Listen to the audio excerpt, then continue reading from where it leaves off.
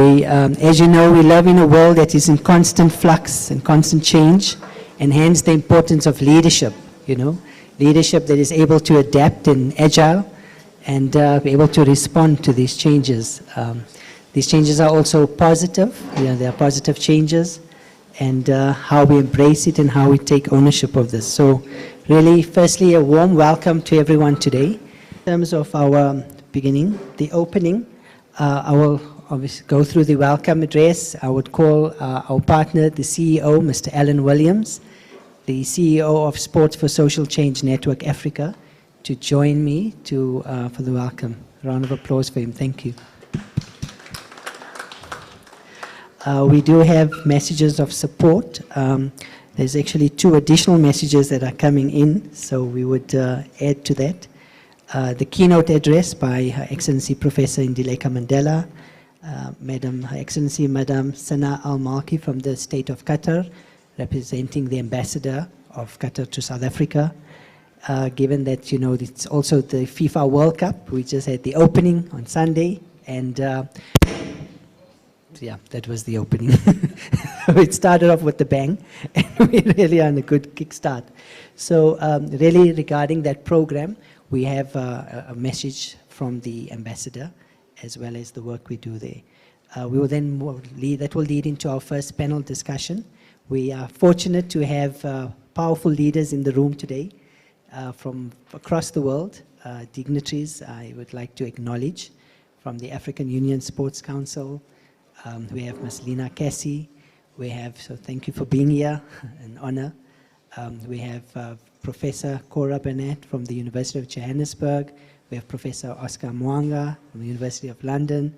We have Dr. Walter Mandaza, who's here with us as well as the group chairman of WebCom. We have various ambassadors here. I would like to just, in terms of protocols, observe that and welcome them for being here, for always being part of the journey that we've taken. Her Excellency Ambassador Aisha Gulkandash from the Republic of Turkey. Thank you, ma'am, for being here and for always supporting the Mandela legacy and programs. His Excellency Ambassador Zainal Mantaha, who is the Ambassador of Singapore to South Africa and also the chair of the ASEAN countries. Thank you so much for being here and for both of you for being on the panel. We have Ambassador Carmen Schmidt, who's also here with us, a dear sister who's walked a journey, and thank you for being here today with us. We have a number of dignitaries with us today. We have Ms. Eleanor Sisulu, a writer and activist, and for human rights, social activist, and really it's an honor to have her with us. They have the Sisulu family, the legacy that she carries in her own right, and also has the Sisulu family and legacy. So, and being here today, we're here at Sanctuary Mandela, the home of Nelson Mandela. So welcome home, everyone, firstly. To the father of our nation, we have my dear sister Ndileka, Her Excellency Professor Ndileka Mandela, the eldest granddaughter of Nelson Mandela. So we are at your home. Thank you for being a gracious host, as always. And really, the energy of this place. Remember, this is where Nelson Mandela lived. This is where he planned, the work that he did as the president of the country. It was also in 1999 when the foundation, the Nelson Mandela Foundations, this was the first offices. So it's really a very powerful space. Also, I'd like to acknowledge Dr. Dave Itsweng, the owner and founder of Mamelodi Sundowns. As you know, we are here talking about sports and the impact sports has, in terms of social change. And really, it's such an honor and to have Dr. David Sweng, who's also, it's been a long journey. And, Patrice Motsepe is now the owner of Mamelodi Sundowns, but this is where it began. So really to share that message. Dr. Dave is also a medical doctor, and he focuses on a lot of his work and energy as well in terms of rehabilitation for substance abuse and youth development. So really keep giving back beyond, all of the work that he's done. So really we are blessed to have, there's a very long list. We have, our princess, we have Hussein Tara. We just want to say an honor to have you here, Princess. We have His Royal Highness, Prince Mabengo from Eswatini. It's a pleasure to have you. It's actually, I would go through everyone here because each one of you are really powerful leaders in your own right. You're contributing to social change in the world and in the continent. I'd like to honor my mom. Thank you, Mom, for being here. Who's been a strong supporter, teacher, a very powerful lady.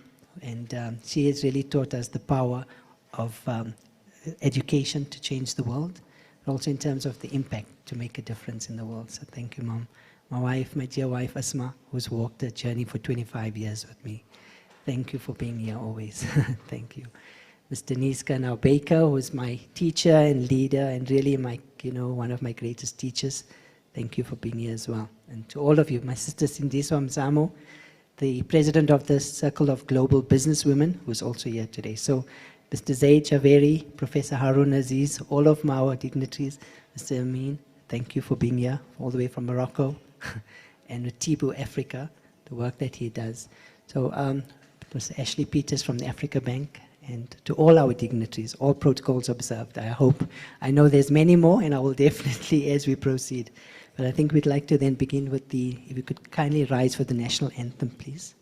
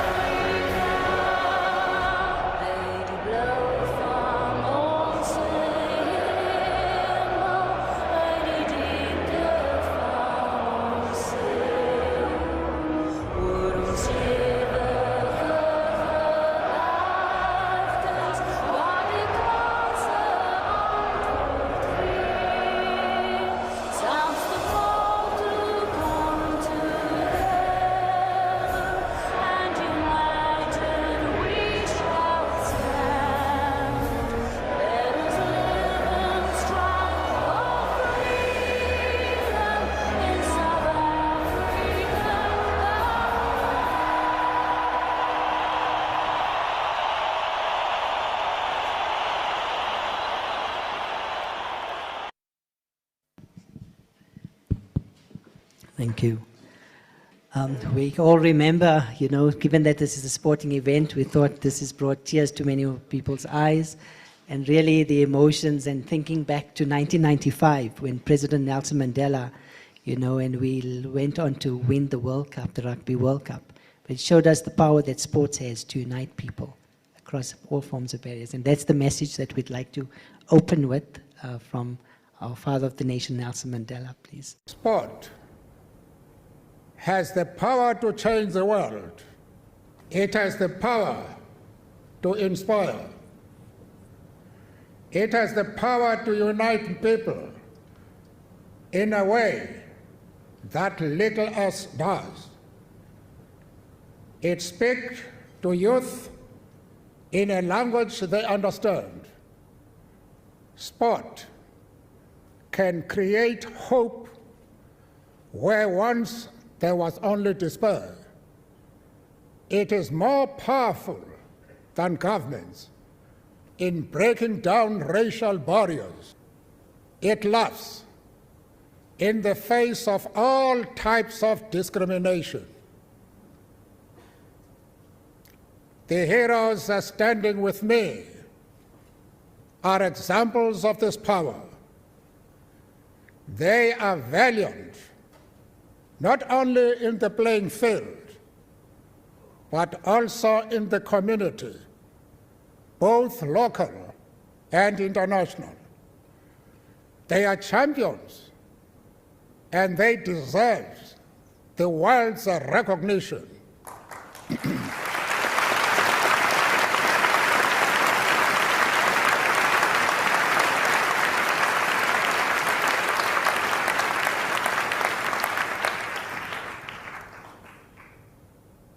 Together, they represent an active, vigorous Hall of Fame, a Hall of Fame that goes out into the world, spreading help, inspiration, and hope.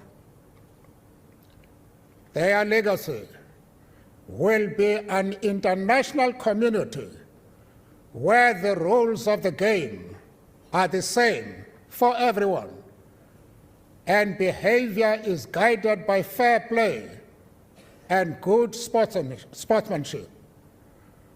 I ask you now to rise and join me in commending the original inductees into the World Sports Academy Hall of Fame.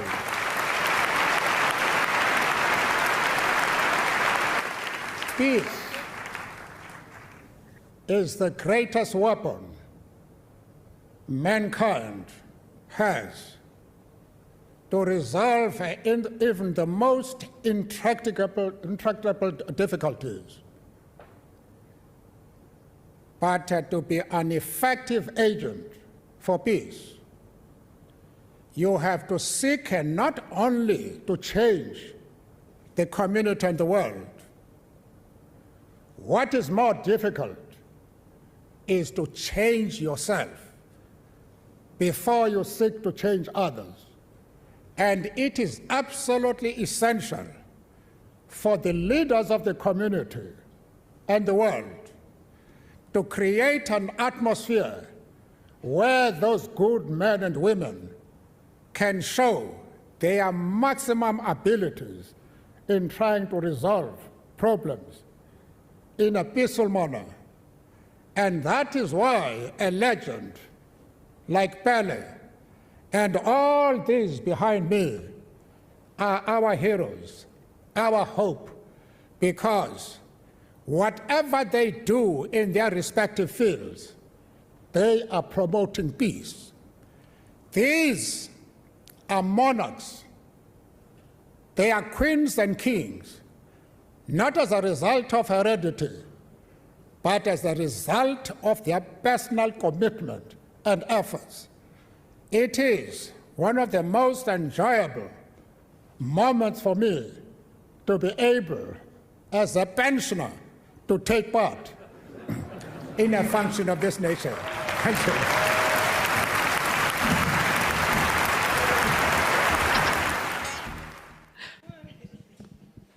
I think no one could have said it better than the father of our nation, Nelson Mandela. The power that sports has to promote peace, to promote effective leadership, to promote sustainable development, and to be able to unite the world towards common good. And really that is the focus and the theme of the symposium. And so before we move on to the, I'd like to call, before I call Excellency Professor Ndileka Mandela, because we've heard a grandfather speak, and now the legacy continues through her and the work that they do, and the work we do in the foundation, Tembikile Mandela Foundation, Leading Like Mandela, and the various programs. But I'd like to, before I call upon Excellency, I'd like to call my dear brother, the CEO of Sports for Social Change Network, Mr. Alan Williams, who has been working tirelessly and on the ground at all levels, across the continent. So I'd like to just say a few words as a welcome. Thank you, Mr. Alan Williams. Thank you, ladies and gentlemen. How does one follow an act like that? I'm really honored to be here this morning, and all protocol observed. I'm not going to do what Dr. Azam just did here now. It's going to be a mouthful. I want to say twofold. I want to also acknowledge people that have traveled very far from our members. The great statesman Nelson Mandela mentioned the power of sport, and they are the soldiers that we are going to recognize tomorrow night as well, Dr. Azim, with regards to the work that they do. We have my brother from Rwanda that is here. I don't see him. Is he? Oh, he's there. Right. Welcome. So today, really, you know, we're going to talk about leadership in sport, peace, and development, and what it means. There's been so much controversy right now over the FIFA World Cup that's taking place, and these are some of the things that we want to talk about with regards to not the controversies, but how sport can play a strong part in terms of social cohesion, nation building, tolerance, and peace building. And I think that's the work of the Sport for Social Change Network. And I trust that we're going to have good discussions today. That's not just going to stay with discussions, but we're going to take this forward so that we can transform the continent, this beautiful continent of Africa. We have Ms. Kessie from the African Union Sports Council, and I hope that you're going to be, yes, thank you. I hope we're going to take some of these things back so that we can really, this is just going to be a start of many discussions that we're going to take place. Prof. Cora and Prof. Oscar, that we're going to take place next year and after that.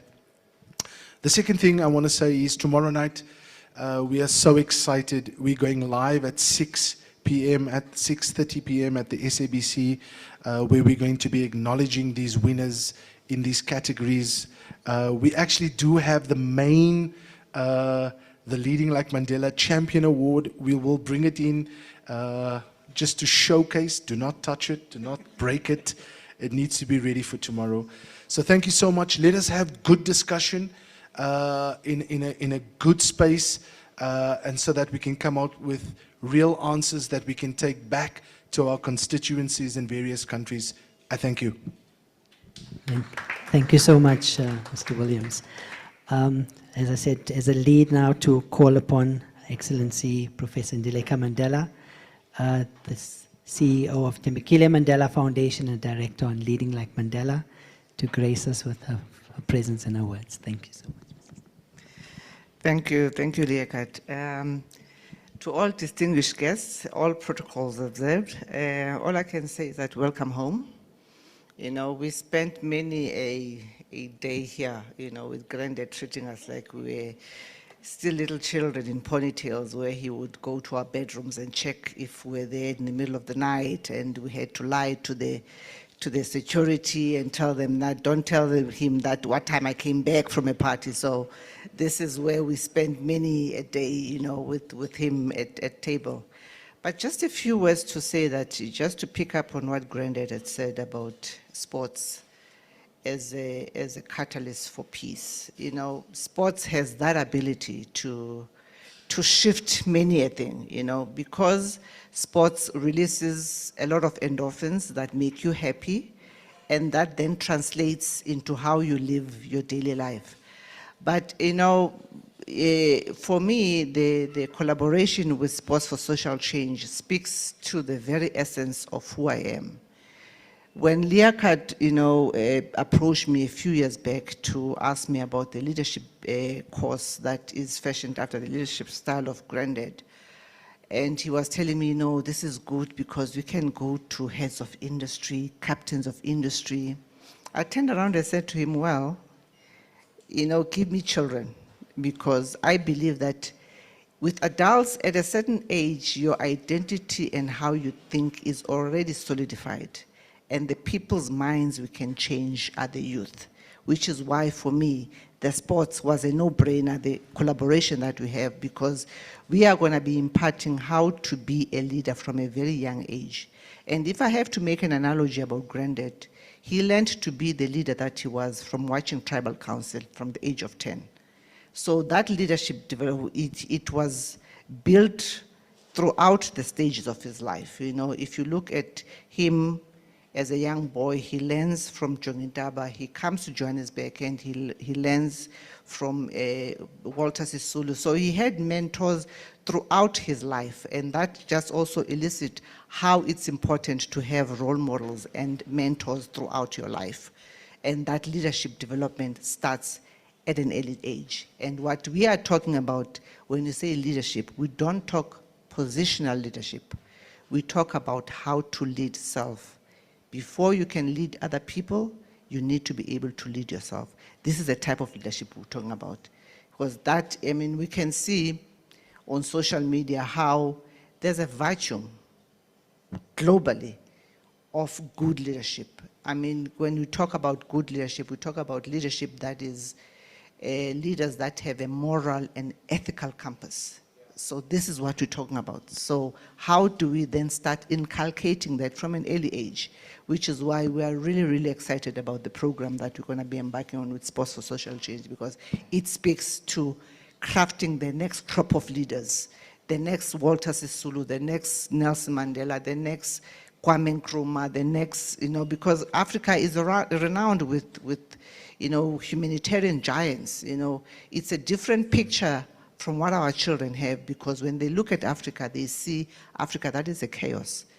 And for us, Leading Like Mandela is really an entry point into Africa Leadership Institute of how to extrapolate from the different leaders in the regions of Africa to craft the next leader that is going to be exemplary. So with those few words, I would say, in Xhosa sithi khululani ibhatyi zenu nonwabi, like take off your jackets, this is home.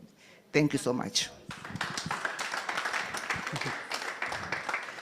Thank you to my dear sister, Excellency Professor Ndileka Mandela, for a heartwarming welcome and address that really also sets the tone for continuing the legacy and the message of Nelson Mandela and the work that each one of you are doing in terms of sustainable development and social change.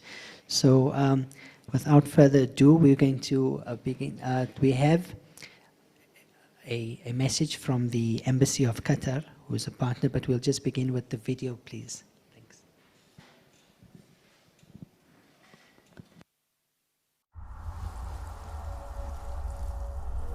I would like to ask a question.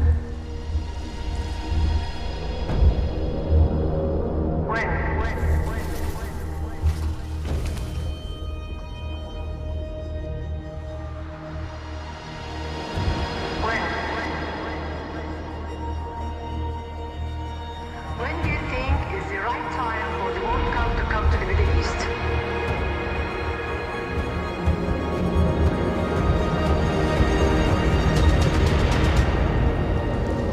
The time has come. The time is now.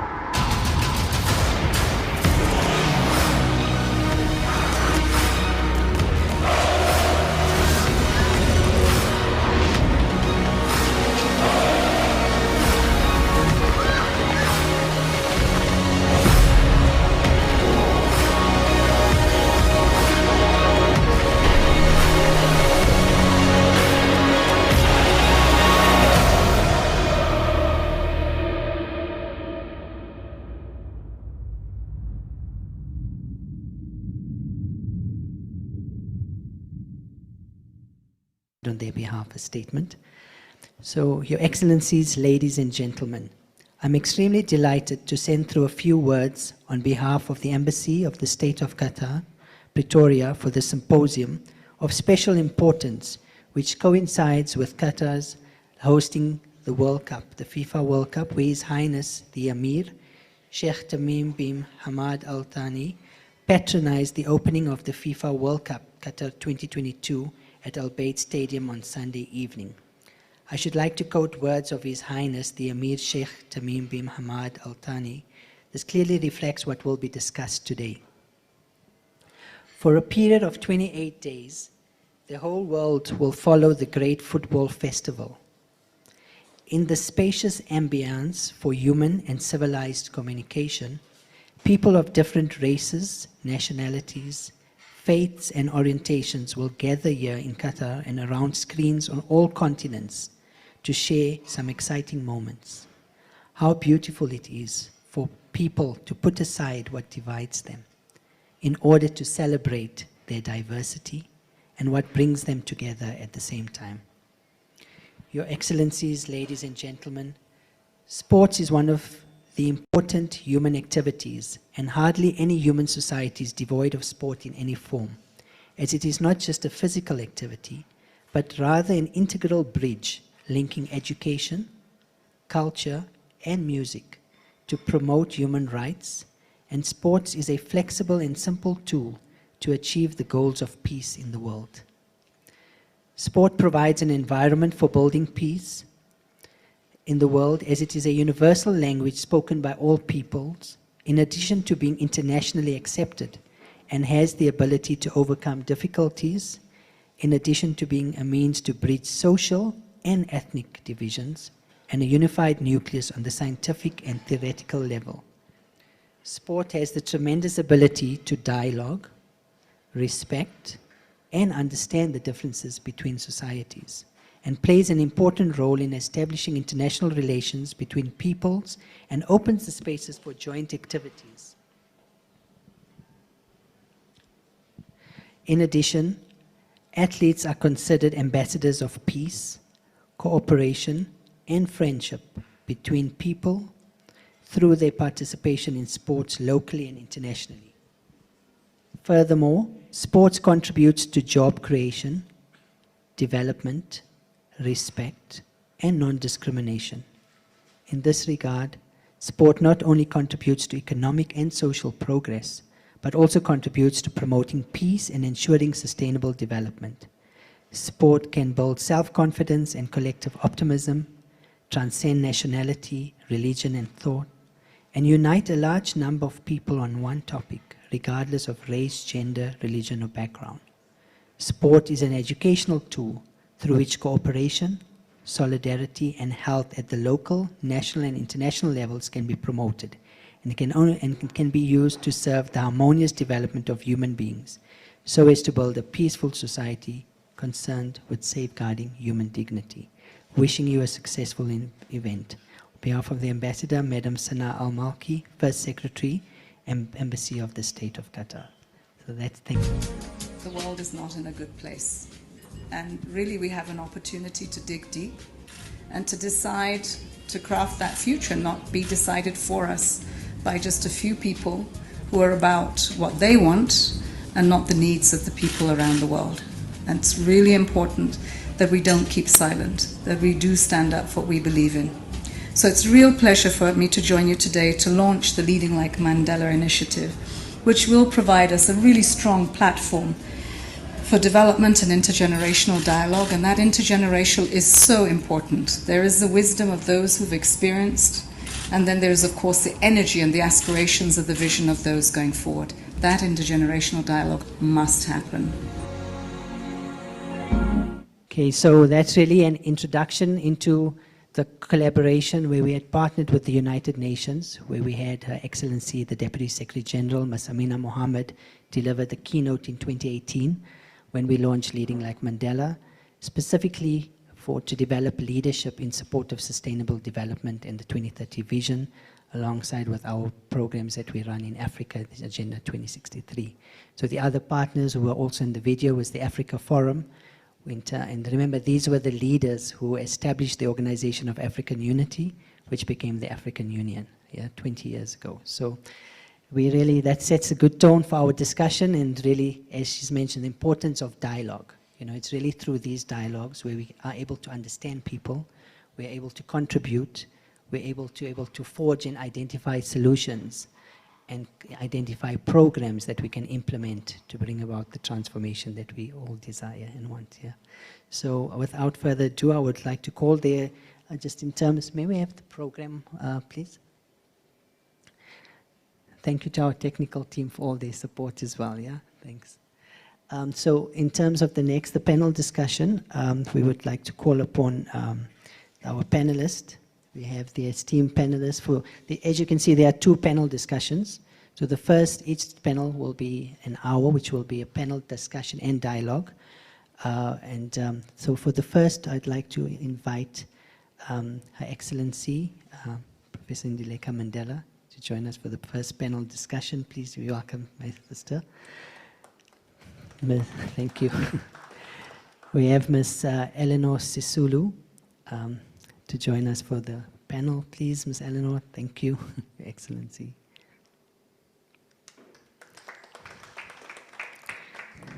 I'd like to call upon Her Excellency Ambassador Ayşe Gulkandish from the Republic of Turkey, just for a short while, my dear. Thank you. Thank you. I know you have a delegation that's here, and we really appreciate your support. His Excellency, the ambassador who sports a very nice bow tie. He's got his own style. I said to him, Ambassador Zainul Mantar, the ambassador of Singapore, as well as the chair of the ASEAN countries. And I'd like to call upon Ms. Lina Cassie, the African Union Sports Council. Professor Oscar Mwanga. I've just requested, I know, in terms of, I will request 1 or 2 seats for the front, but please, Ms. Lina, thank you. Excuse me. Thank you, Professor. Okay, so I would also, there's one, Dr. David Swing. Would you like to join us for this first one as well, please? Thank you. All right, so in terms of, so may I have the next slide, please? Next one. All right, to our panelists, in terms of the discussion, the format that it would take is really the objectives, as we've mentioned, which is on the screen in front of you, so those are able to see them. It's really about promoting sports as a platform and a science to support peace, positive social change, leadership, and sustainable development in the continent and globally. To bring together key role players, and hence the first panel is a representation of civil society, the governments and diplomatic community, sports persons and sporting organizations, and academics. So that's for the first panel. And this is really to create awareness and to showcase what the impact sports has in terms of development and these initiatives. Then it's about promoting collaboration, dialogue, and sharing of knowledge, success strategies and resources between the organizations, governments, and the global community. And then to launch one of our objectives for today, which we'll discuss later, is the Sports Academy and Center of Excellence. So key matters for dialogue, firstly, sports as a platform and science. Yeah? Secondly, programs and initiatives in the sporting sector, and how do these drive positive social change, sustainable development, and leadership. And thirdly, progress and current status of the Agenda 2063, United Nations Sustainable Development Goals 2030, and local and regional sustainable development plans, and how sports is impacting that. So it's really developing through sports and within sports. So through the science and the medium of sport, how do we drive this change? But also, how do we improve the sporting world and sporting sector? Fourthly, in terms of the leadership legacies of great African leaders such as Nelson Mandela and others, and world leaders, and how could we develop these leadership values, traits, and capabilities in the sporting sector to promote and develop these through sport. So without further ado, we will then begin, and it is a dialogue. So each panelist, firstly, thank you for being here at within the short time and short notice, but also in terms of your contributions. You are experts in your field. You are leaders in your field, so really the floor is yours. It is a dialogue. I will facilitate, I will lead and guide, towards the program theme that we have, but essentially, we will then open for questions and dialogue. So if each panelist would have like a few minutes, 3 to 5 minutes, just to speak about the work they do, their contributions in terms of sport, leadership, their country's contributions, some of the plans, as we stated, if you look at the key matters for dialogue amongst those. And so we would then begin from I will start with Leading Like Mandela. My dear, thank you. Thank you, Lekat. Well, I had an organization called the Leading Like Mandela Foundation, and our moderators asked that we talk about how we are contributing towards sports. Well, the Leading Like Mandela Foundation, or TMF in short, is an organization that is continuing with the legacy of my grandfather, because when My grandfather started the Nelson Mandela Foundation. He started it with the vision of empowering or beefing up health, two pillars, health and education, which he believed are important in a growing society. You know, the bedrock of a thriving society. If you're educated and healthy, you have the ability or the capability of breaking the cycle of poverty in your family. Fast forward that to when he said he's retiring from retirement, when he retreated being an active member of the Nelson Mandela Foundation. Now the Nelson Mandela Foundation is a center of memory, which is a digital library or presidential library that houses the life and times of Nelson Mandela plus other struggle icons. When that mandate changed, those programs, health and education, fell off. So I decided that, you know, I always say I'm the first of the first of the first. I'm the first in the next generation of the Mandelas. So it falls upon my shoulders to carry on the legacy of my grandfather. So I discussed with him when he was still alive that, you know, to carry on your legacy, let me take this health and education, but add on a third leg, which is the youth development, which is where the sports comes in. Because in the health one, we do a program called Pride of the Rural Girl, where we galvanize funds to buy sanitary wear for girls that miss school during menstruation, because on average, one girl in South Africa will lose 5 days of schooling per month when they menstruate because of lack of sanitary wear. Our second program in education one, we leverage off the fourth industrial revolution in sports facilities, libraries, computer labs, and science laboratories. To that effect, we have Clarkbury, which is a school that Granddad went to, where we have started doing some of these things that we're talking about. And of course, sports facility, because we do believe that sports plays an integral role in a person that is growing. And then youth development, we do the Leading Like Mandela. However, what we have found out that in the rural areas, you know, we have a lot of cases. In Nyobeni, for instance, which is the recent case of where young people died in a tavern, because we find that these things happen in areas where there are no sports facilities for young people. And it is important to, because, you know, young people have a lot of energy, and that energy needs to be expended through sports facilities. When we were growing up at school, we had a subject that was called physical education. And nowadays, I'm told that that subject has fallen off, which actually brings the importance of what sports play in also the mind of a young person. Because, you know, sports, not only does it change your mood, but now I'm speaking as an ICU nurse. That's my other cap, and I'm a retired ICU nurse. Sports, you know, opens up your veins and your arteries, thereby introducing oxygen. That oxygen nourishes the brains, which opens up your mind. So that's the integral part that sports plays also in an education of a child.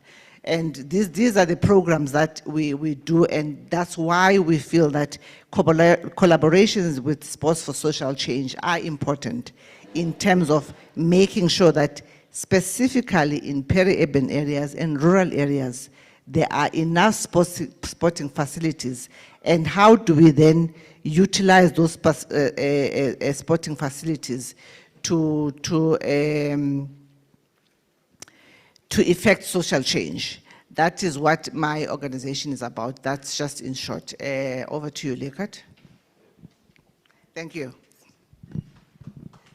Thank you, Ms. Mandela, and thank you. I know it's been great work that you do in continuing your grandfather's legacy.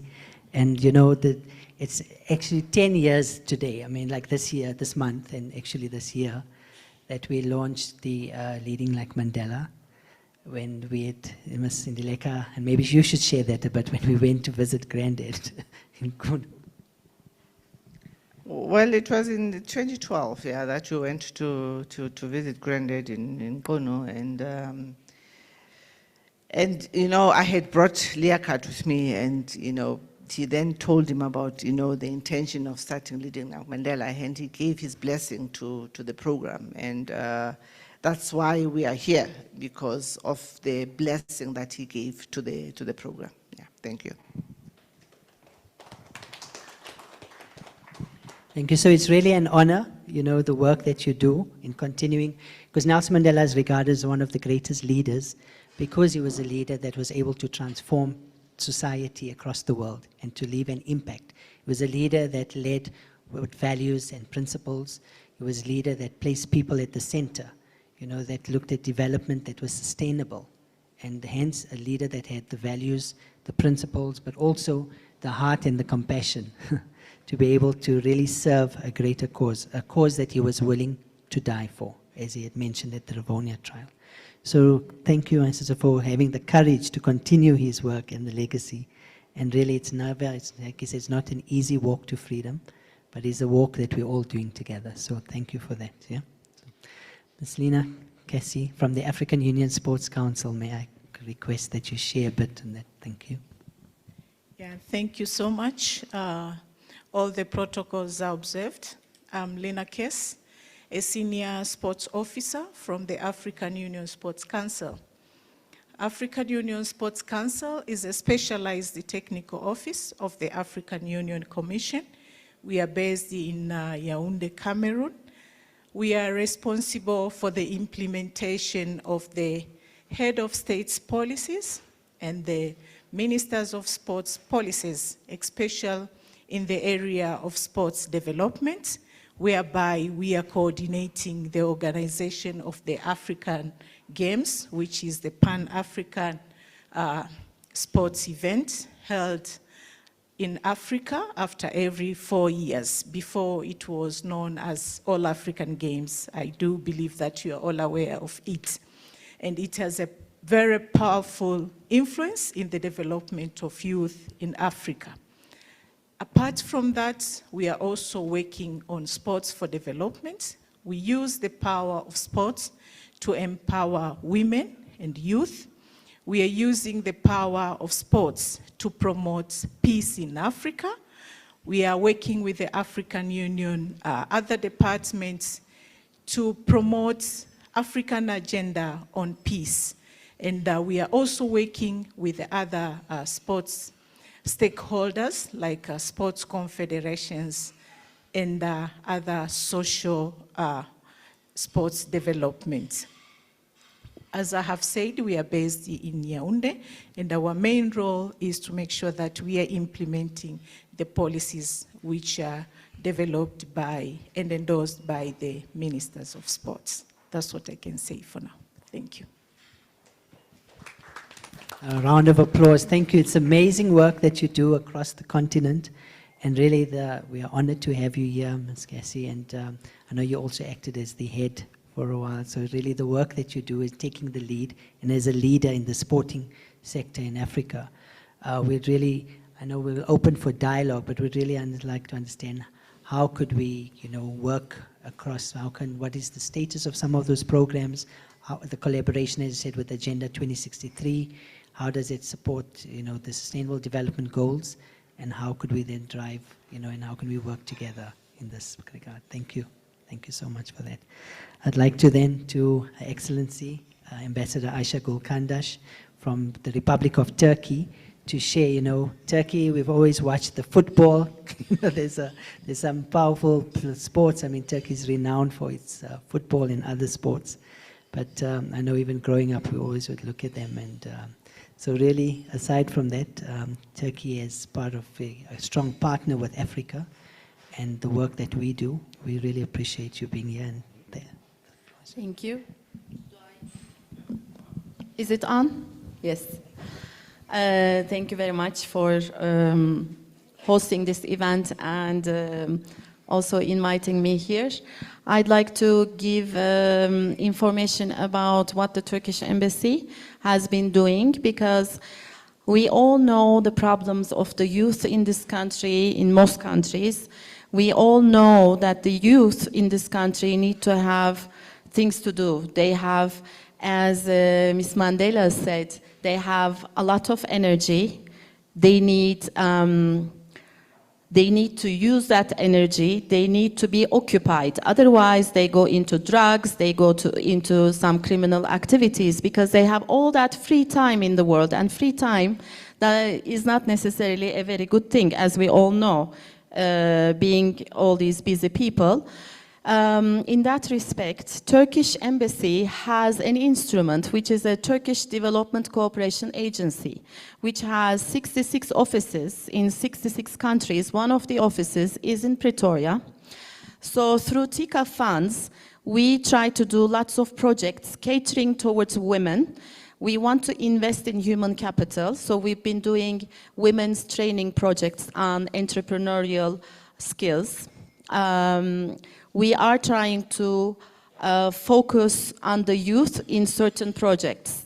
For instance, these are indirectly, I think, related to the youth. For instance, we recently went to Durban to open a project, which was a school, Golden Steps High School, for mentally disadvantaged children.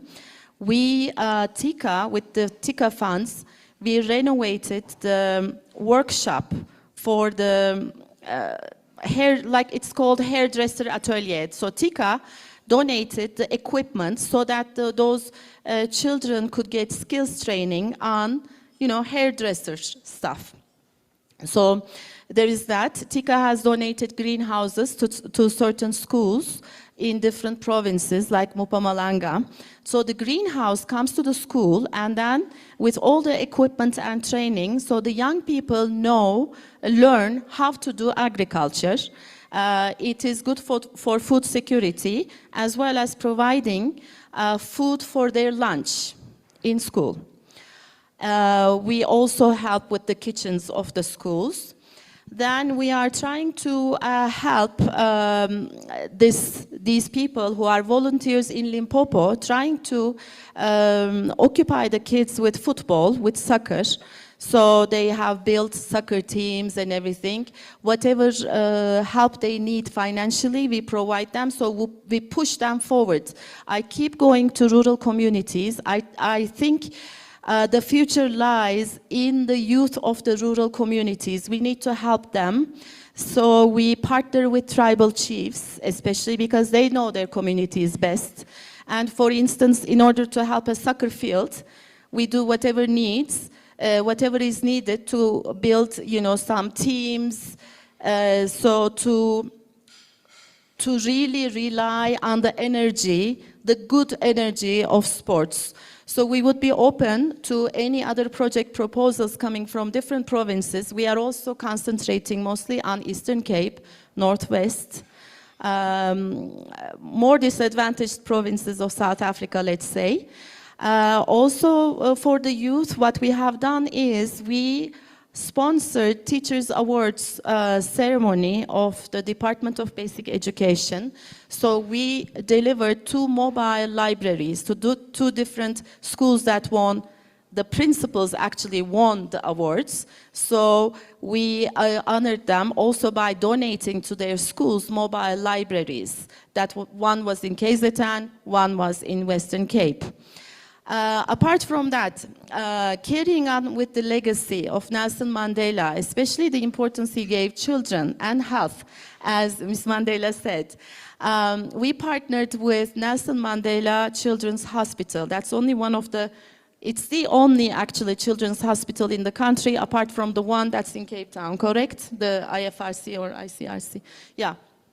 So, what we do is, it's not only TICA funds that we use, we also use the funds of the Turkish companies that are operating in South Africa.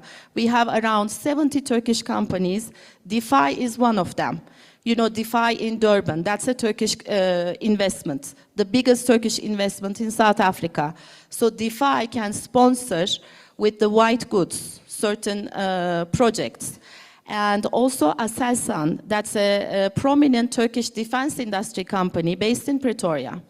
So Aselsan partnered with Nelson Mandela Children's Hospital to donate certain ICU, is it ICU? ICU equipment like ventilators, I don't know the names of those equipment, but in any case, Nelson Mandela Children's Hospital, we want to help, as well as the hospital or the academic hospital in Umtata, related to Nelson Mandela's name. We want to carry on the legacy and try to help them develop, try to help them in this journey towards Nelson Mandela's targets in life, which we all need to cherish, no matter how many years, decades, or centuries go along. Apart from that, we would like to also invest in training of the youth, and we want to definitely partner with Sport for Social Change Network Africa. I have met this NGO only here today, so that's the basic, a very big contribution to our work, having met them, having learned about what they are doing. So we would like to partner with them in projects of training of the youth, so that we keep them out of the streets. That's the main idea, I think. There could be many projects in addition to building soccer fields, in addition to building basketball fields, whatever South African children are interested in, we would like to train them as well. So these are only some of the projects that we are doing. Thank you.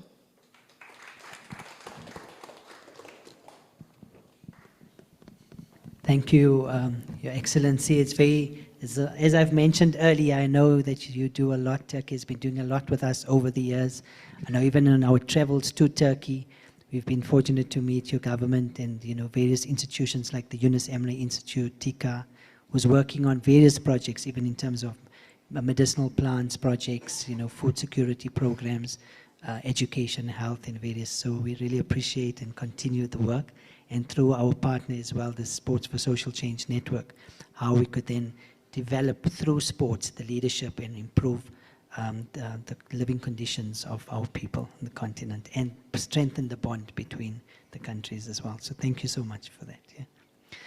It gives me great honor now to call upon Ms. Eleanor Sisulu to share, a well-renowned activist, human rights, activist and humanitarian, a writer, and a very powerful, for gender rights, the issues of gender.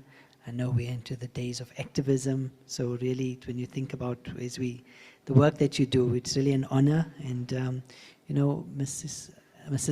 Eleanor Sisulu, whenever we need any support, any program, she's there. You could call her in the middle of the night, she's up. And that's the leadership, that shows for us and even for the youth and the future generations. The effort that went in, as the Sisulu family as well, as the founding, mothers and fathers of our nation, the effort and the leadership. And really, we are very fortunate and blessed to have you always with us and to continue to inspire and for us to draw upon those pearls of wisdom and your experience and the values that you stand for. So without further ado, Mrs. Eleanor Sisulu, thank you. Thank you very much, Liaquat, and Excellencies, and the new expression now, the gender neutral, is not ladies and gentlemen, but gentle people. So I greet you all, gentle people. I approach the sports issue from the point of view of a literacy and children's literature specialist, because that's my field, and especially promotion of reading. And I feel very frustrated and angry with our continent and with the leaders of our continent, because ours is a continent of unrealized potential. Sports is one of the areas where Africans have met their potential and led the world, especially if you look at running and athletics and soccer, and we've made an impact. Unfortunately, many African athletes are representing other countries on other continents. And it's indicative of a failure of of our continent in terms of sports administration. When I look at literacy, we have a problem of alienation in the African classroom, where African children, and this is broadly speaking, and I'm not talking about maybe the private, most privileged schools, but generally the public school system in Africa. There's little for an African child coming into school that makes them feel at home in the classroom. And sports is one of the things, and we live in a soccer-mad continent and region. I listen to soccer commentary on radio, and the passion with which people are debating the Bafana and what's happening and this team and that team and the detail and the knowledge. And I always say to my husband, I just wish this kind of passion could be devoted to our education system. Then we'd be in a better place than where we were. But I think we don't do enough to harness and invoke that passion for sports into educational content. So I'll give an example. African runners are the best runners in the world. And we know the domination of runners from East Africa. And yet there's very little that is, when children are reading books in the early years of school, there's very little about African runners. Even in Kenya, I always challenge the Kenyans, and I even traveled to Ethiopia. I wanted to write a book about Haile Gebrselassie, the great distance runner. And I met Haile and met his family, and it's an extraordinary story that they tell. And Haile actually built a school in his mother's name in the home village.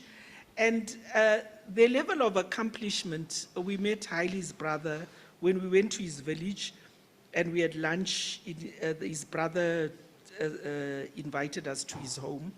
And then the brother introduced himself, and I said, are you also a runner? So he says, no, I play soccer. I was never really good at running. My sport is soccer. So the professor, Ethiopian Professor Wood, would come with a smile on his face. He says, yeah, he's not so good at running. He came 12th in last year's London Marathon. So that's the level of ability and achievement that these people have. But it's not reflected in the literature. And I have an ambivalent feeling towards sports because a lot of money and a lot of sponsorship, there's a lot of corporate sponsorship in sports. And if you look at Department of Sports, Arts and Culture, I know there's a representative here, but the amount that's put to sports is quite disproportionate as compared to arts and culture. And I feel that one has to make that organic link in education. There's an expression, a concept which I came across reading just a few months ago, which I hadn't come across, called NEETS, N-E-E-T-S. And I thought, what is this thing, NEETS? I'd look it up, and it was neither in education, employment, or training. And that the percentage of these young people in Africa is really huge. And that's a threat to our peace, it's a threat to our security. Here in South Africa, we face an issue of xenophobia, and I know people get very uncomfortable. They don't want to talk about it, and you have us descending into this, oh, South Africans are not xenophobic, others say they are. And what I would say is there are, how many, 60, 70 million South Africans? And of that, unfortunately, even if 1% are xenophobic and are actively working towards xenophobic activity and violent xenophobic activity, that is a threat. And I think for South Africa, there's a problem, a deep psychosocial problem about relating to the rest of the continent. And as South Africans, we really have to be honest about this. And I would say, I come from Zimbabwe. I'm Zimbabwean by birth.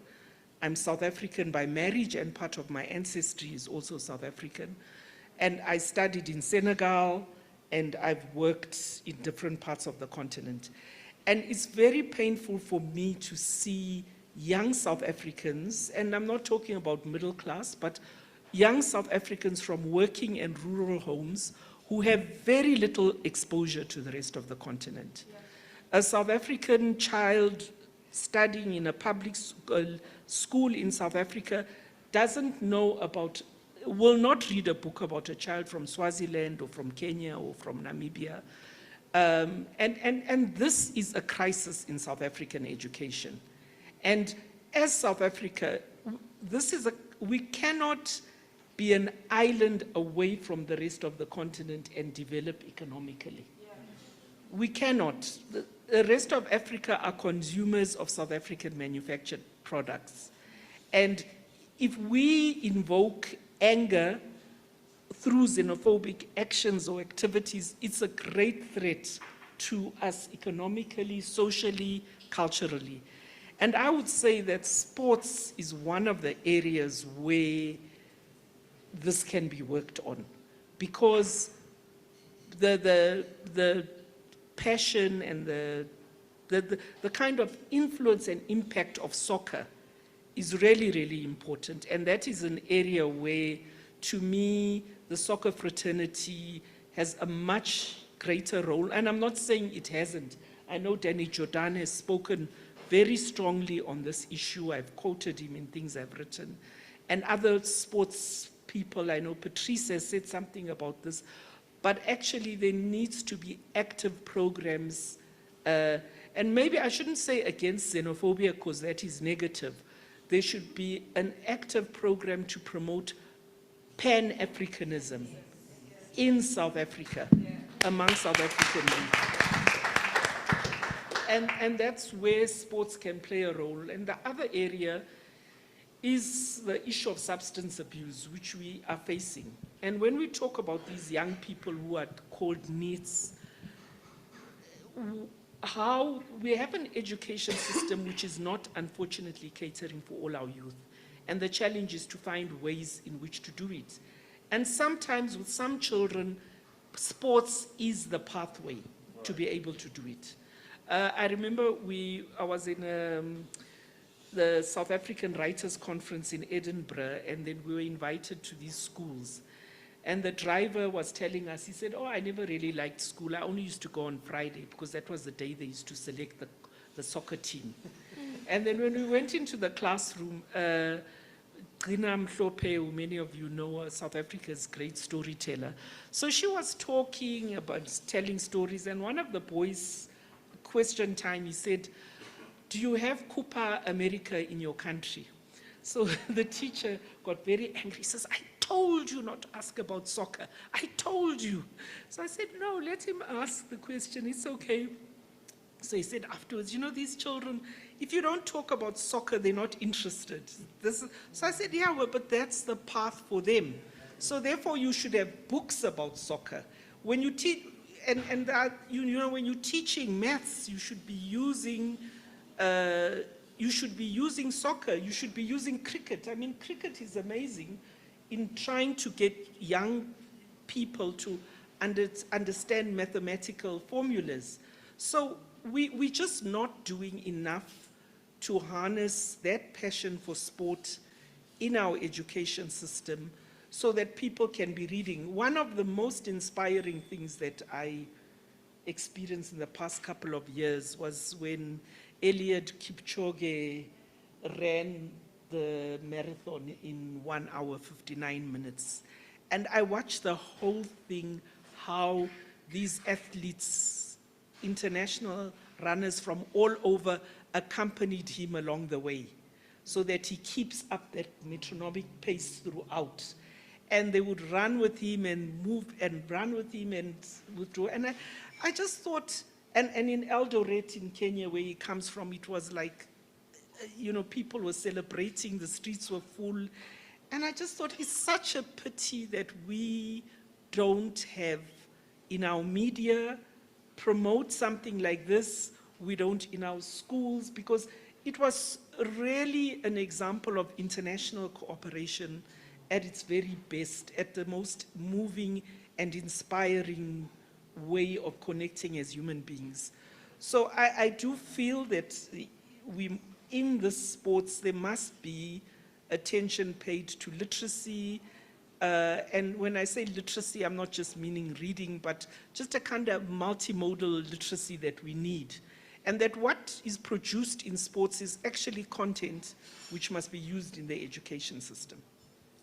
So I'm with the Puku Children's Literature Foundation, and we work to promote books in all our indigenous languages. And I think that I'm hoping that we will get more involvement from sports and more connections to have a mutually reinforcing program to support our youth.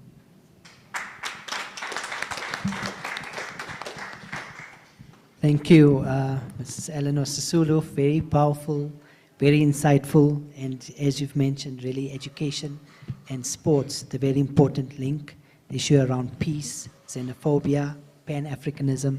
How do we drive that through sports, and really the amount of work that is still required. So thank you really for that very honest and heartwarming really discussion and presentation on that. So I'd like to, and that leads very well into Dr. David Isweng and the work that he has done all his life in terms of establishing and being the owner, the first owner of Mamelodi Sundowns, which, as we know, is the fifth in Africa. It's for a soccer club, fifth leading soccer club in the continent.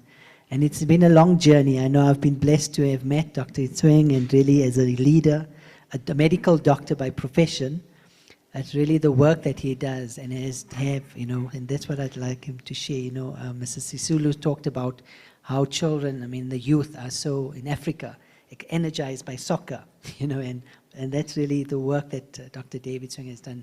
How do we, through soccer, develop our youth and develop the continent? So without further ado, I'm going to hand over to Dr. David Isweng. Thank you.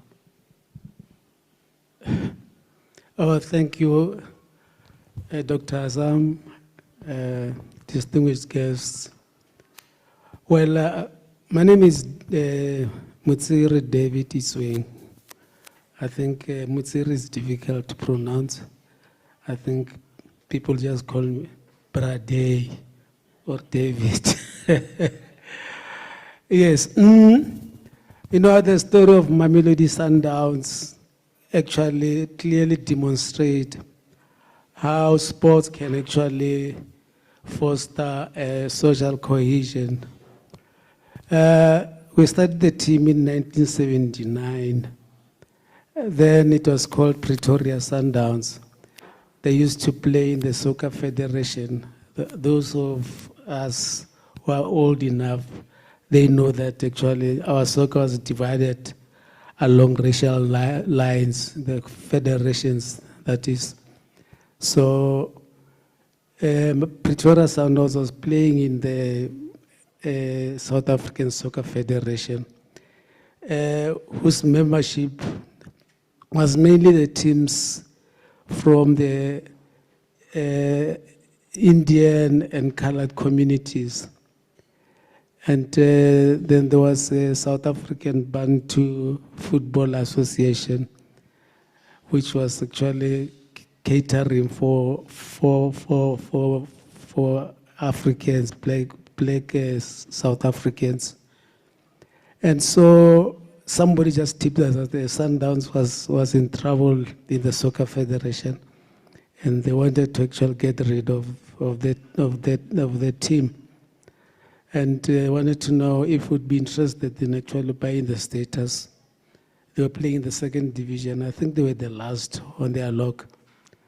Indeed, we actually took some interest and bought the club. That was 1979. And 1982, we actually got promoted to the professional ranks, to the then National Professional League, which was the president was the late Mr. George Tabe, and Mike Matluane was a secretary of the league. So we're just reflecting a few months ago with former players, actually the players that actually took part in that squad which got promoted. And we're surprised, actually, it's 40 years since. And I think that is a very good achievement. And you can see even now, I mean, for the past month, there's a lot of activity. We had MTN Top 8, the competition, semi-finals game between Orlando Pirates and Sundowns, which actually we lost on the second leg, 3-0. But then, I mean, the stadium was packed.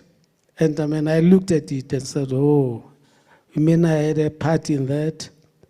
But that's exactly, the stadium was packed. The mood was vibrant. I mean, everybody was happy, especially the happy people, that is Orlando Pirates. And subsequently, there were other games which involved Pirates, which were also sold out, Pirates and Chiefs, Pirates Amazulu. And one of the fans said, hey, you know the new name for Orlando Pirates, it's sold out. So, and just see the mood. Yeah. So, my other interest, actually, my major interest, I'm a pensioner, by the way.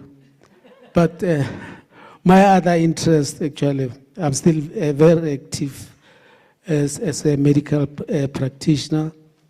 I'm interested in the field of drug addiction.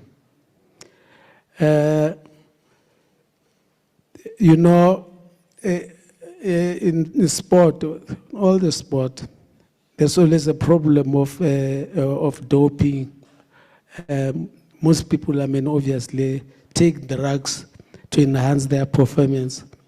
Others take drugs, I mean, to treat pain that they sustain or that they get from the injuries they sustained. And very few studies have actually looked into it, what happens to these players. For example, if I'm on opiates, to relieve pain, because at times you find that, I mean, even if you are not completely healed, you'll be saying, oh, look, I have to go and play, otherwise I'm going to lose my position in the team. Or the team would be saying, no, look, I mean, no, but I'm sure you can play, man. And that, I mean, actually aggravates whatever injury that you have had. And you keep on taking on the opiates, and we know opiates are very addictive. What happens to this person when he leaves the sport? Obviously, most of them actually continue on the road of addiction. And this actually affects the sport as a whole.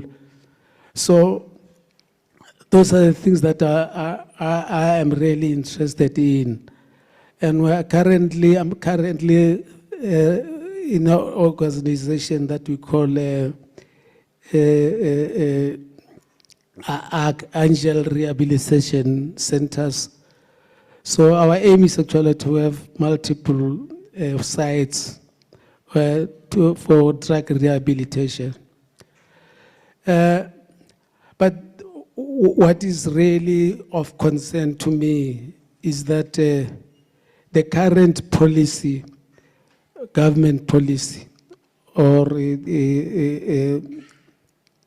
it's really concerning because it criminalizes the people who use substances. And unfortunately in our country, it's the poor of the poorest youth who are actually affected. I worked with Sanka. I was doing their outpatient clinics. Most of the children that come in there are very young, basically between 15 and 30, or 15 and 39. But most of them are around 26. The average, we did a small study, the average are around 26 years. And most of them actually have been, they only have up to grade 9 or 10. Most of them leave school at grade 10. And people have been wondering, when the children start school from grade 1, at grade 10, you have about 48% that is not accounted for. And I think many of those children, let me not say most, because I don't have any empirical data to back that up, but many of those children, I'm quite sure, are lost to drugs. And the main drugs that we have, actually, nyaupe, actually first is cannabis, dacha, nyaupe, and stimulants. Crystal meth, or what they call it, is amphetamine. It's the #1 now in Gauteng. I mean, it has actually overtaken all the other drugs. And the main is heroin mixed with dacha and a lot of other concoctions. You can name them: rat poisoning, a washing soap. So it's just to increase the bulk. So if they're taking heroin, pure heroin, it would be much better, because then, I mean, they wouldn't behave at these other problems. The other little study that we did was to look at the guys who come into the rehab. They'll be there for a few days, especially the detoxification period. After that, they feel they're okay and they go away. They sign RST. So they actually signed that. So we said, no, look, let's have a look at this and just profile them. And it was actually very surprising that the older the candidates, the more likely to actually inject. And they actually inject the very same concoction, the heroin mixture. And when we actually did a follow-up, checking their records, almost 90% of them were HIV positive, and they were on treatment. So it is a serious problem. But then, I mean, we have this revolving door syndrome, where these guys come in and they move out on the other side of the door and they come back again. And there are very few studies. I mean, the information from the Central Drug Authority will always say that they'll tell you the number of people that go through the program, but they don't tell you the number of people that actually sustain that rehabilitation. So actually we're wasting money, because the very same people keep on coming, going out and coming in, and more people actually come in. So, and I think one of the problems is the policy, our drug policy, which is informed by the UN Convention, which is highly prohibitive. So we spend a lot of time running after the users, the drug peddlers, and the syndicates, instead of saying, look, I mean, these drugs are doing a lot of harm to our people. How do we stop that? Or how do we mitigate against it? And instead of actually, I was just talking to the ambassador of concentrating on harm reduction, because I think that's very important. And so it's a question of how do we actually get the right policies. And I think, unfortunately, we don't have the politicians, local politicians. But I think I'd very much like to actually get ideas from people from other countries as to how they have actually resolve the problem. I know that it's going to be dear to resolve it, but at least I think we can mitigate against the harm that the drugs are causing to our community. So to me, addressing the policy is of paramount importance. I think we should really move away from this punitive approach to more where we educate and treat people and show them the dangers of drugs, and also maybe regulate the drugs, because maybe you may not be able to legalize them because that would be against the UN statute. But at least, like other countries have done, where they've put measures in to actually regulate how these drugs are used. Thank you. Thank you so much, Dr. Matsiri, David Mtsweng. Really, at age 78, the power, a long walk that Doctor has taken, and the contributions he has made to the sporting world, as you said, having been the first owner of Mamelodi Sundowns, but utilizing sports for social cohesion, for addressing issues around youth and youth development, issues around addiction and rehabilitation, and really driving social change and transformation. So really, and from a medical perspective as well, linking that with policies, linking that with programs, linking it with education, and drawing on the passion of the youth and the energy, but directing it positively. So it's really an honor that we have Dr. Mtsweng with us, and for his words of wisdom and experience, a lifetime of experience. Thank you so much. We're really honored. I would like to then Professor Oscar Mwanga, whose professional career has traversed higher education, international sport for development, social entrepreneurship and innovation. Within the sport for development field, he's a consultant with the African Union, taking a leadership role on certain policy review and formulation programs. So here we can speak about possibly policy and how it's, but really, also as a professor from University of London, we really appreciate you being here, for having traveled, and we look forward to your words of wisdom and to grace us today. Thank you. Thank you. Thank you so much. All protocols observed, and gentle people, as I've learned today. I am deeply appreciative for this moment in my life to be here. Yes, I'm coming. I work at the University of London, worldwide. I live in Southampton, but I'm Zambian. And I come from the generation in Zambia where we were involved in the liberation. So Dr. Kenneth Kaunda taught us very early that until all our brothers in neighboring countries were liberated, we were never free. Now, because of that, we learned what it meant to implement Ubuntu within our African context. So as a point of departure, I would like to just say it's a surreal moment for me, because I'm a person with so many caps, like all of us. Again, this idea that you should have one cap again, I'll get into that. It's really a Western epistemology, a way of thinking. None of us is one thing, we're several things. Now, in my many things, one of the things that I am has been a social activist. So in Zambia, at the turn of the century, I was involved in setting up an organization called Edu Sport, Education Through Sport.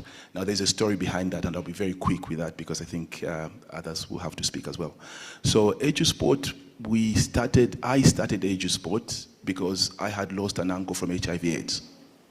I was a PE teacher, and I asked myself the question, how can I contribute to the fight against AIDS?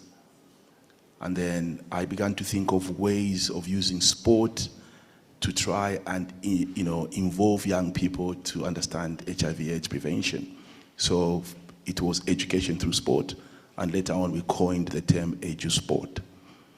Now, we did some amazing things with the communities around Lusaka, and we ended up creating a global movement that was called Kicking AIDS Out. And it incorporated organizations such as the one my brother Alan is leading. And then it went to 30 Commonwealth countries, really just trying to show that actually we could use sport creatively systematically to contribute in addressing the problem of HIV/AIDS.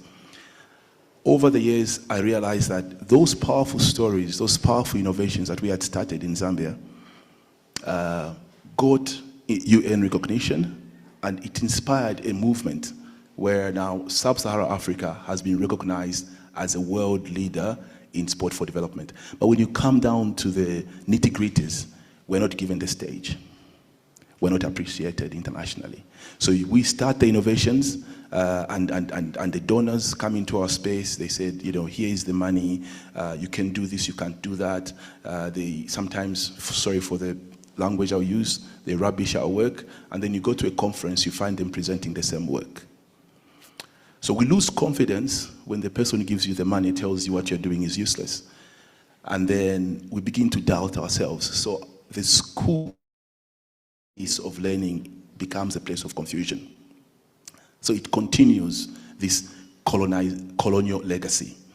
Now, at that point, I would like to say, our forefathers, Nyerere, the Mandelas, Kenneth Kaunda, and all Kwame Nkrumah. I went to Kwame Nkrumah College in Zambia. So all these, I have to submit now that we have failed them.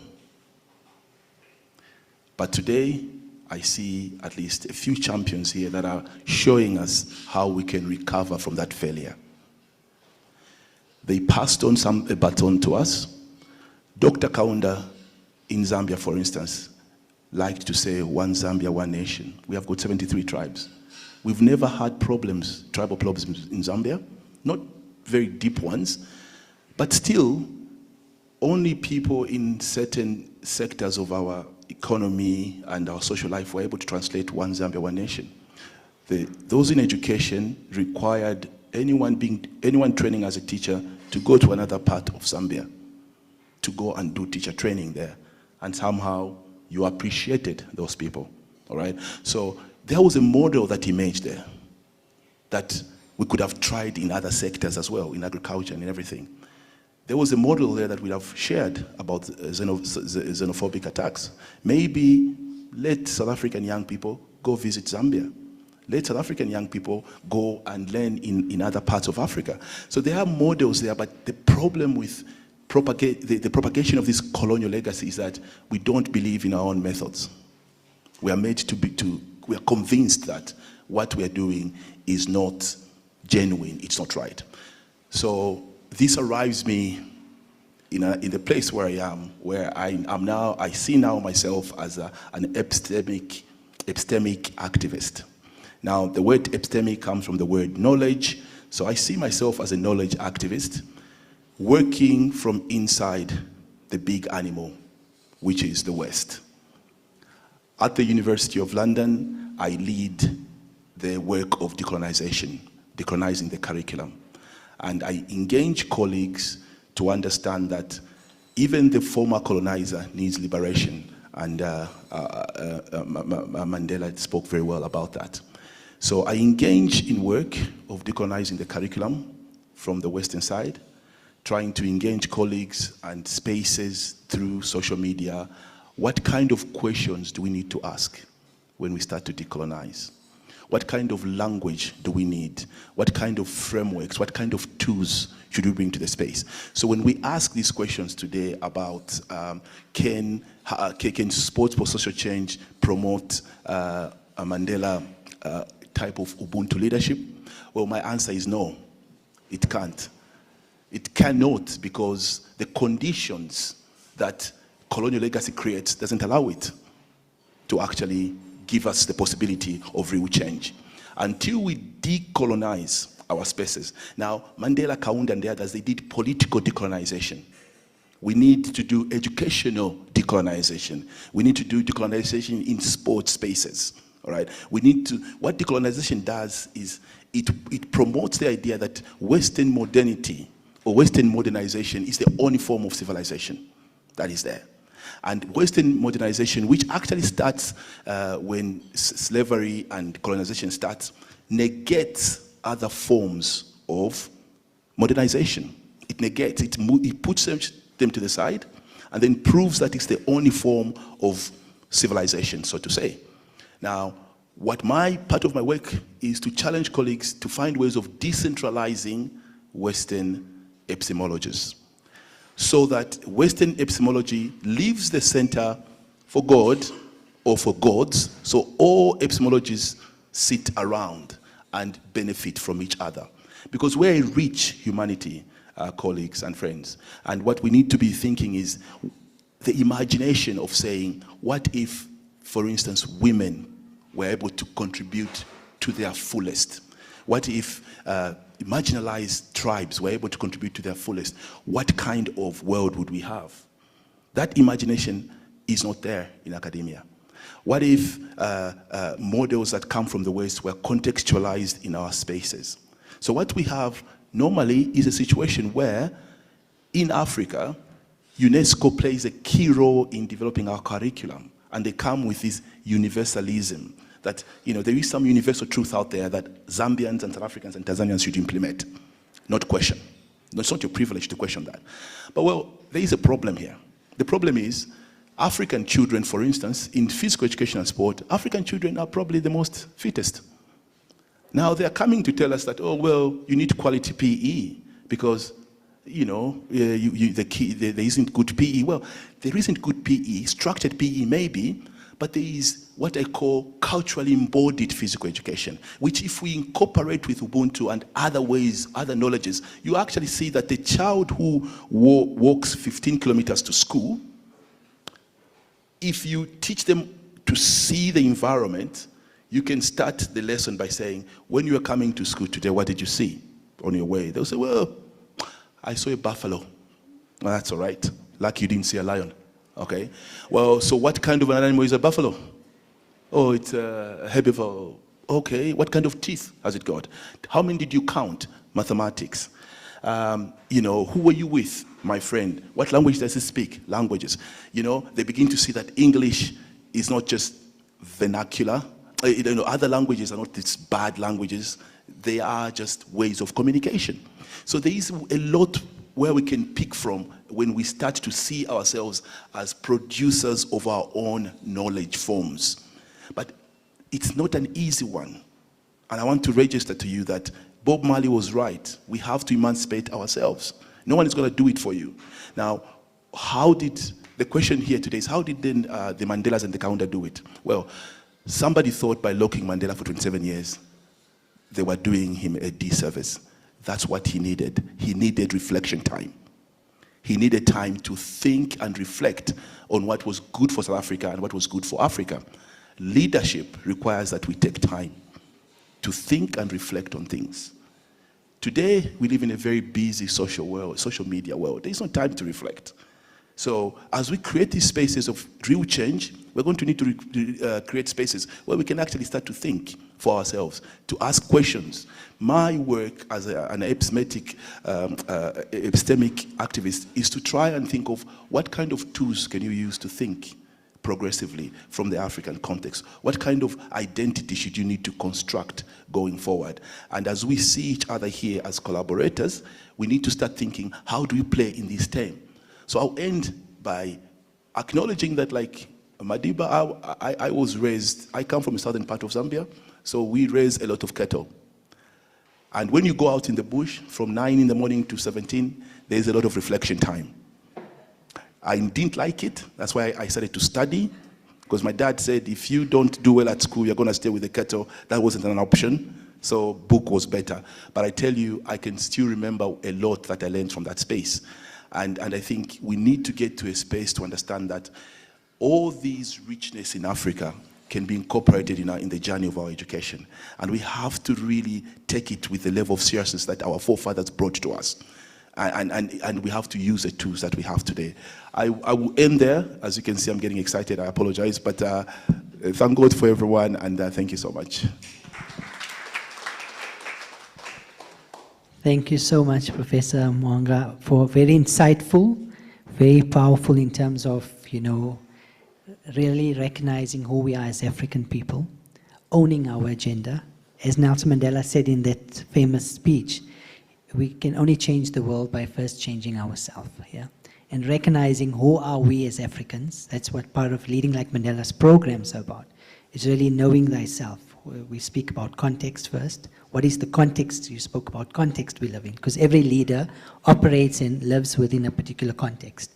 It's very important to understand that context, and this is through these programs, dialogue, through our education, through the communities, through sport.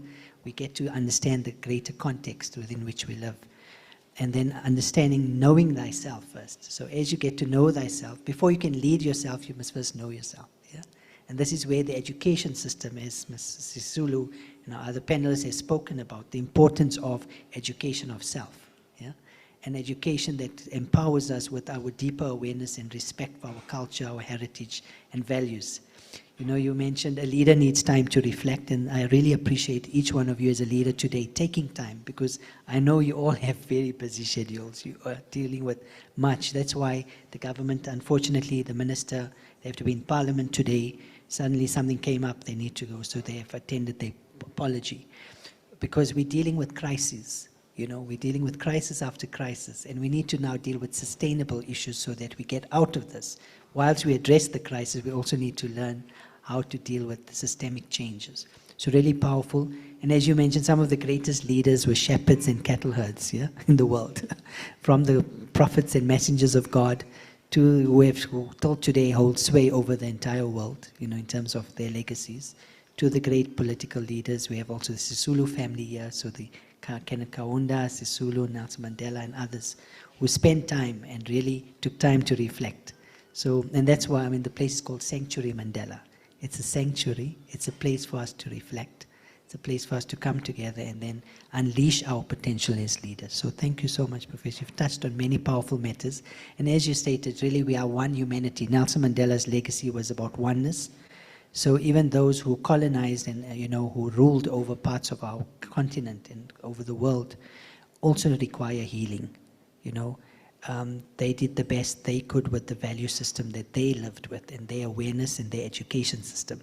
It's now how do we transform and open up their consciousness. It's about conscious leadership, where we see oneness. You know, the pandemic, climate change, some of these global challenges we're facing has shown us, even a war in one part of the world affects everyone else. A virus in one part locks down the entire world. So each of this showing us the interconnectedness that we have, and this leads very well into the next panelist, the esteemed His Excellency. And always when I say His Excellency, I'm Zainal. Like, no, His Excellency, a very humble, very powerful man, Ambassador Zainal Arif Mantar, the Ambassador of Singapore to South Africa, and also the Chair of the ASEAN countries. There's a few matters that I would like to, before you go into, because I know this, but essentially, you know, Singapore has also been, firstly, congratulations to Singapore on being selected as the host of the International Olympic Committee's inaugural esports week. So that's really, we're moving into a world of technology. I did it all on my own. Yes, you did it all on your own. So this will be held in June 2023, and it's showing how technology and sports are beginning to converge, but also helping to unite and break down barriers and unite the youth and people. So one on that. The second, you know, we've just had the G20 summit within one of the ASEAN countries in Indonesia. And the theme, you know, from presidency was recover together, recover stronger. And really that's also what we're talking about today. How do we come together as a world and grow and become stronger? So that we really appreciate insights, if possible, in terms of how sports could drive that and support that. And then you spoke about colonization. You know, it was 144 years Singapore was colonized, or was a colony. But how are you able to, because it's such a diverse community, diverse, you know, from backgrounds in terms of cultures, religions, but working together harmoniously, what lessons can we learn from that as well, and how did sports contribute to it? So, Your Excellency, over to you. Thank you. Thank you so much, Liaquat. I'm going to do all that in 5 minutes, by the way, address all those issues. And but one of the first few things I wanted to say to you, Liaquat, is that when you approached me last week about this particular event, and you sent me the invitation, and one of the things that I remarked most was that dress code, sports formal. So I wasn't aware about what sports formal is. So what I do is I dress formally, but inside I can tell you I've got my running shorts and my running t-shirt, just in case. Just in case. So therefore, and that's exactly one of the things that actually sports teachers are about. I know that I'm preaching to the converted here, and but preparedness is one of the qualities that sports actually teach you about how to strategize and about how to sort of deal with uncertainties. And my God, isn't that one of the qualities that all of us really need, especially the young people? Because you look ahead at what's going to happen to you over the course of the next 6 months, let alone 5 years or 10 years down the road. You don't really know what's going to happen. So one of the qualities that is very much needed for all of us, whether you are in South Africa or whether you're halfway across the world in Singapore, is about the ability to be prepared for all sorts of contingencies. And that brings me essentially to what is it that I can contribute after hearing all the wonderful interventions around this arch. And I was thinking perhaps that one of the things that Liaquat and I were discussing perhaps give you also a sense of the experience from my part of the world, and particularly from Singapore and also from Southeast Asia, and particularly in the context of the Association of Southeast Asian Nations, which is, I guess, the equivalent of SADC in our part of the world. We don't have an Asian Union. I doubt if we're ever going to have an Asian Union, but we have an Association of Southeast Asian Nations, which comprises, of course, 10 countries in Southeast Asia, which is of sizable size in terms of population. We've got about almost now, what is it, about 400 million people? So it's a big, 600 million people. So that's a big group of people. But first, the Singapore context. I guess we come from what I would call the utilitarian school of thought. In other words, we see sports as an agent for something. And I will try to break it down into 3 or 4 different parts or different points. And the first is an agent for nation building. And we are unapologetic about that. It's not just sports for sport's sake, but sports as an agent of nation building. Why? Because in 1959, when we were first given by the Brits, you know, of course, that we were under British administration from 1819 to 1963. But in 1959, the British gave us what we call autonomous government. We were responsible for everything that happened within our territory, but we had no control over defense, we had no control over foreign policy. Some of you who are from different African states will probably recognize that sort of arrangement. But we did recognize at that point in time that one of the legacies that are not so much positive that the British had left behind was the fact that the community itself is highly segregated, even in sports. So you have sports clubs that are meant for whites, sports clubs that are meant for people of Chinese origin, sports clubs that are meant, you get a picture. So it's a highly segmented sector. And so one of the first things that the first government of Singapore did, and the first leader or the founding Prime Minister of Singapore, Mr. Lee Kuan Yew, recognized was that sports was very much closely intertwined with politics. I know some of you find that very uncomfortable in terms of the linkage. Yes, but it's true. Sportsmen, in the classical sense, of course, recognize the fact that, or rather would advocate, would push very much politics out of sports. But we recognize that you can't really separate the two. And the most interesting manifestation of this is that if you want to build a country that came from diverse origins, then you need to bring politics into the equation, because politics is all about that. It's about how you organize yourself as a country, as a society. And sports is actually a very powerful tool.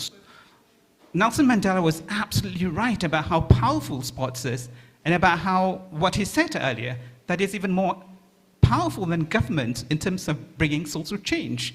And that's the experience that we have. So we had, across the years, and I can't get into too much detail, of course, because we don't have time, several themes along the way since 1965, when independence was thrust upon us. We were not freedom fighters. We didn't even think that Singapore was viable as an independent country. So we first joined the Federation of Malaysia. We got kicked out. Well, it's too long a story for us to enter into the picture. But we really literally got kicked out, and we did. So independence was thrust upon us. And so we had that existential issue of how to survive as an independent country with a population of about only 2 million, on a land size of about 560 square kilometers. So even now, we have, of course, expanded a bit through land reclamation, but compared to Shwane, for instance, we're about 17% the size of Shwane. But of course, with a population which is much more than what Shwane has. But back to sports. So over the years, we've had themes for sports. First is sports for all. And this is essentially the point that I was making earlier about the fact that you need to break down the ethnic barriers in sporting community. So make sure that all the clubs are accessible to all.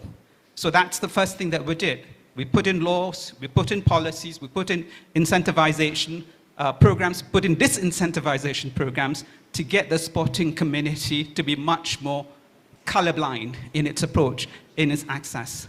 And we also make sure that the infrastructure is there, so much so that the policy was to make sure that everybody lives within 3 kilometers of a sporting center, and to make sure that you've got infrastructure, whether it's public transport or whether it's all sorts of pathways. So these are the basic things we put in place in order to allow people to have access to sporting facilities. The second phase of evolution of our policy is sports for life. First was sports for all, and sports for life. Why? Because we realized that at the end of the day, we can't really aspire to win gold medals at Olympic, Commonwealth Games, or any sort of games, because of the fact that we have a small community. But more in terms of our mentality at that point in time. Asians, generally speaking, are much more pragmatic, because the first priorities for us is to make sure that there's food on the table and that we've got savings for the future. And we need to put our students or our children in school. So those were the priorities. Sports was not seen as a priority, but that's the popular opinion. But at the level of policy and government, we recognize that, again, back to the first point I made, politics and sports are very closely intertwined. So you can't take that away from our nation-building strategy. So sports for life, at that point in time, the messaging was that everybody needs to have sports in their life. Everybody needs to be capable of doing at least one sport, in addition to being well educated, in addition to reading well, in addition to be literate, in addition to acquire technical skills. But you need to also have some competence at some level in one sport. Just once, it could be just walking, it could be hiking. So that's something that is what Sports for Life is all about. And the other aspect for Sports for Life is that sports is relevant, and not just for young people, but for all people, including the aged, essentially, because you need to keep healthy in order to have a rugged society, and that's very important. The third phase of that policy was Singapore Sports, or Sports Singapore. And this is where our ambitions got higher, when we considered us the possibility of competing at elite level in sports, making sure that we have the facilities to host great sports events. And under this particular policy, under a particular approach, that's when we bid it for, and we were successful in hosting the first Youth Olympics. We didn't think that we were going to spend all that money to organize a Summer Olympics program, because at that point in time, we're quite realistic in terms of our notion of what we're capable of doing. But at least for the International Youth Sports, it was an innovation, and we convinced the Olympics Committee to let us host the first one. And the rest, of course, is history, because now the International Youth Olympics is very much part of the sporting scene. Now, the last phase, the current phase that we have is called Vision 2030, which essentially means that we are finally thinking about the ability to compete at elite level. So we've had, for instance, the first gold medal won by Singaporean in swimming, for instance. So we're pretty realistic in terms of a step-by-step approach towards acquiring it. But more importantly, under Vision 2030, and again, this goes back to my earlier point, politics and sports, you can't separate the two. And one of it is what? The Vision 2020 sees sports or recognizes sports, get this, as a national language, which means essentially it's not just a language in the classical definition of language, but we talk about sports in Singapore as part of the conversation of everyday life. So it becomes a national language. And secondly, a very important theme as well, Singapore to be future ready, which means essentially, again back to my earlier point, about having to deal with what we call a VUCA world, V-U-C-A, which is volatility, uncertainty, complexity, and ambiguity, VUCA. In order for us to be ready for that future, sports is actually an important tool. So that's the reason. So that is more or less a summary of our experience with sports. It's something that we take quite seriously. Singaporeans take things very seriously. We take fun very seriously, ironically speaking. But let me now turn over. Just give me 2-3 minutes to talk about sports at the ASEAN or the regional level. Strangely, in 2005, ASEAN was established in 1967. But it was only in 2005 when we had an ASEAN Charter, and we set up what we call an ASEAN Community, a vision for 2025. And under that particular vision, there are 3 pillars. One is political security, self-explanatory. One is economic community, again, self-explanatory.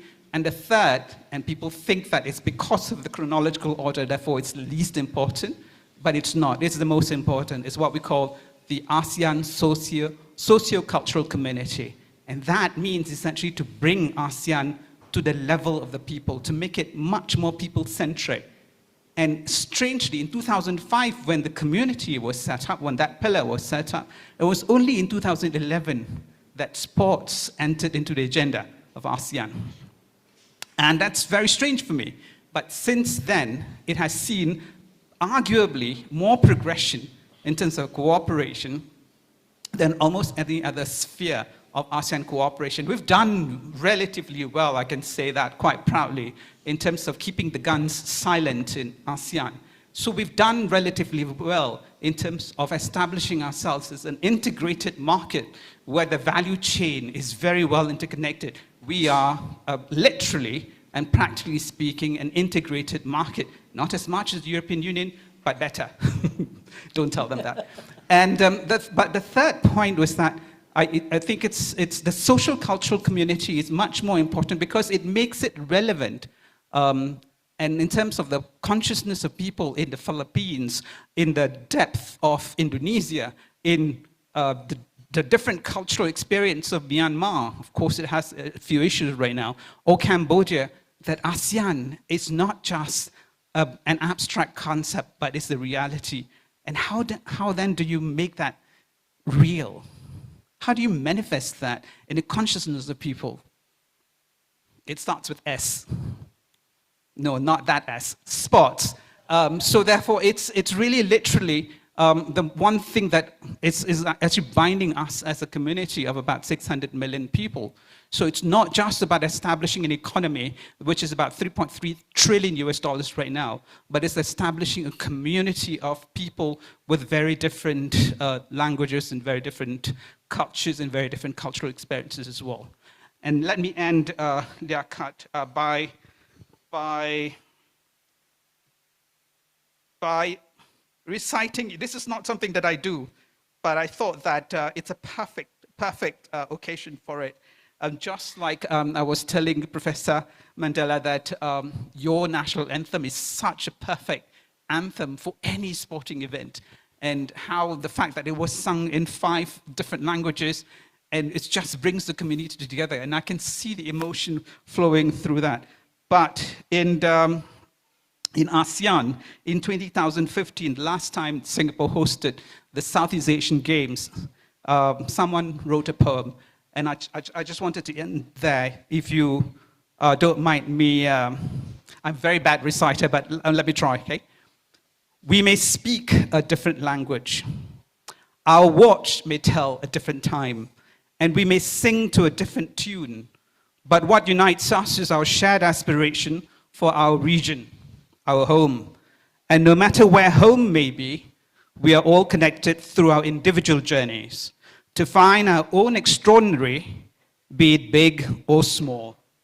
A groundsman working round the clock to steady the pitch, a fan raising an extra decibel to will on her team, an athlete sacrificing years to shave off a second. Whoever we are, or wherever we're heading, one thing always remains the same, that success ultimately comes to ordinary people and extraordinary dreams. Celebrate the extraordinary. That's the poem that I thought was quite powerful. And I want to say, Alan, and I want to say, Liaquat and Prof. Mandela, the work that you're doing, sports for change, for social change, I know that you realize this, but I hope people begin to see how important your work is and take it from Singapore and take it from someone from Southeast Asia and ASEAN. It's damn important. So thank you very much for listening. Thank you so much, Ambassador. As I said, a very powerful man, a powerful leader, and a powerful presentation. And to all of you, our champions, yeah? As Nelson Mandela spoke about this, you are the champions of peace, yeah? You are the champions of change. And you are the leaders that we look up to and that our future generations' lives and sustainability depend on. So really, it's so important that we reflect. And I know time is, we always, when you speak at this level, we go beyond time and space because we speak from a very deep place. However, I will take one round of questions and then we'll break for tea. I know Her Excellency has a delegation, she has to excuse herself, but we will then continue to the second panel thereafter. So may I take one round of questions for each panelist, if possible? And please introduce yourself. Hello everybody, my name is Denise Kerno-Baker. I am so filled with emotion at the moment, it's hard to speak calmly. From being welcomed into your childhood home, I say thank you. But my whole life is being triggered at the moment by these amazing people here. We have the greatest honor here of having a small number of people so we can really get to connect and to be able to share on levels that are not possible when we have big numbers. Now, I have well-earned silver hair, okay? I had the honor of being in, as a little girl, Singapore, when it was still under colonial rule, 1956 to 1958. All right. So hearing you speak has been like coming a little part of me home, because from what was left behind there, when my father was in the army and he was in the jungle preparing Malaya for independence. And since then, we lived in a road just down the road from a hotel, which is still famous. Mum and Dad used to walk to a hotel called Raffles Hotel for a Singapore sling when we were little children. We went from Malaya and Singapore to Zambia. It was in your family home that Dr. Kenneth Kaunda, the President Kenneth Kaunda, received me, for us to actually talk on the deepest heart level, that you can only move on in life after the abuse that we all have growing up, when you're able to find the part of your heart that can forgive. And Singapore has moved on to be a multicultural powerhouse of your Oceania area. That little island that was forced to be on its own took the very best of what was left behind and they built on it. Now we moved from Singapore to Zambia. And my father was commissioned by President Kaunda to create a training program that would make the Zambian army a multicultural army. And he took the best from the training that he had in his lifetime, and he became the very first commander of the Zambian Rifles. So growing up there and recognizing how amazing resources that we have in Africa, what you brought to us today was an awareness of what is needed. And I would like to say the rehabilitation of our sports people and our lives starts before the injury. It starts on the sports field, teaching children that yes, we need to have an outcome. How do you score your goal? How do you count your success? How do you earn your points? The next thing is what are the rules of that game? And we play within the rules. However, on the sports field, through the understanding of forgiveness, there is the spirit of the game with which we play. And all this shows our children, if they are taught that with the sport, that they might be the king soccer player, but that doesn't make them the best runner or the best businessman. But they can take the principles that they learn on the sports field into life. That we need an outcome. We need to know how we score our points. What are we running for in this race? What are the rules in the group of people that we're with? And how do we take the spirit into our life that's going to bring us together? So I am overwhelmed. I really have to say, as we now tap into the incredible people that I met before we even started, we have models in this room for answers. And the answer that Singapore had of making a multicultural nation that actually affects the whole of the East. That the answers that we learn from the different African countries, we have resources that weren't spoiled in Africa still. How do we bring those answers out of the people here today? So I did go a little bit further, but I just want to say thank you to each, every one of you who has something to contribute for the rest of today. Thank you, Denise, for very powerful comments. As I've said, Denise has been one of my greatest teachers throughout my lifetime. And so you can see the wisdom and the experience and a great leader of leaders and a builder of leaders at every level. So thank you so much for sharing that. Thank you. We will excuse Her Excellency. Thank you so much. Thank you. And Thank you. Thank you. Thank you. Thank you, Doc. My name is Cindy Somzamo, and I'm the global president of a women organization called the Circle of Global Businesswomen.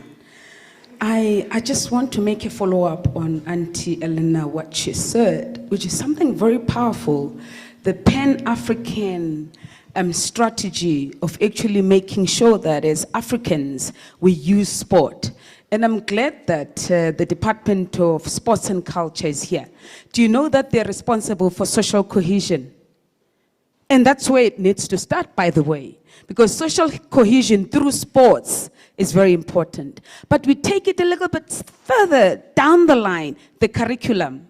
We can't be always talking about physical education, and when the kids finish at primary school and high school, there is no qualification that they're actually coming up with. So the Department of Basic Education must actually come up with a curriculum in sports, because if we don't do that in South Africa, we're just playing. It's a joke. Because that's where it needs to start. The curriculum itself must change so that kids, when they come up, they actually have that curriculum on sports. And also the next thing is, my dearest brother from Zambia, and you spoke about sports. Do you know that in Africa we don't have a sports university? We only have it, yes, my dearest sister, I'm sure you know that, is from the African Union. We don't have a sports university. And how can we deal with sports if we're sending our kids to the West to qualify on sporting faculties? That's where we need to start. Thank you, Doc. Thank you, my sister Sindiswa. Powerful, powerful decision, lady. Are there anyone else would like to just mention before we break for tea? Yeah? Or questions, comments? Just one question, but just to say thank you so much. It's been an amazing discussion. We are just overwhelmed and grateful and that we are amongst such great leaders.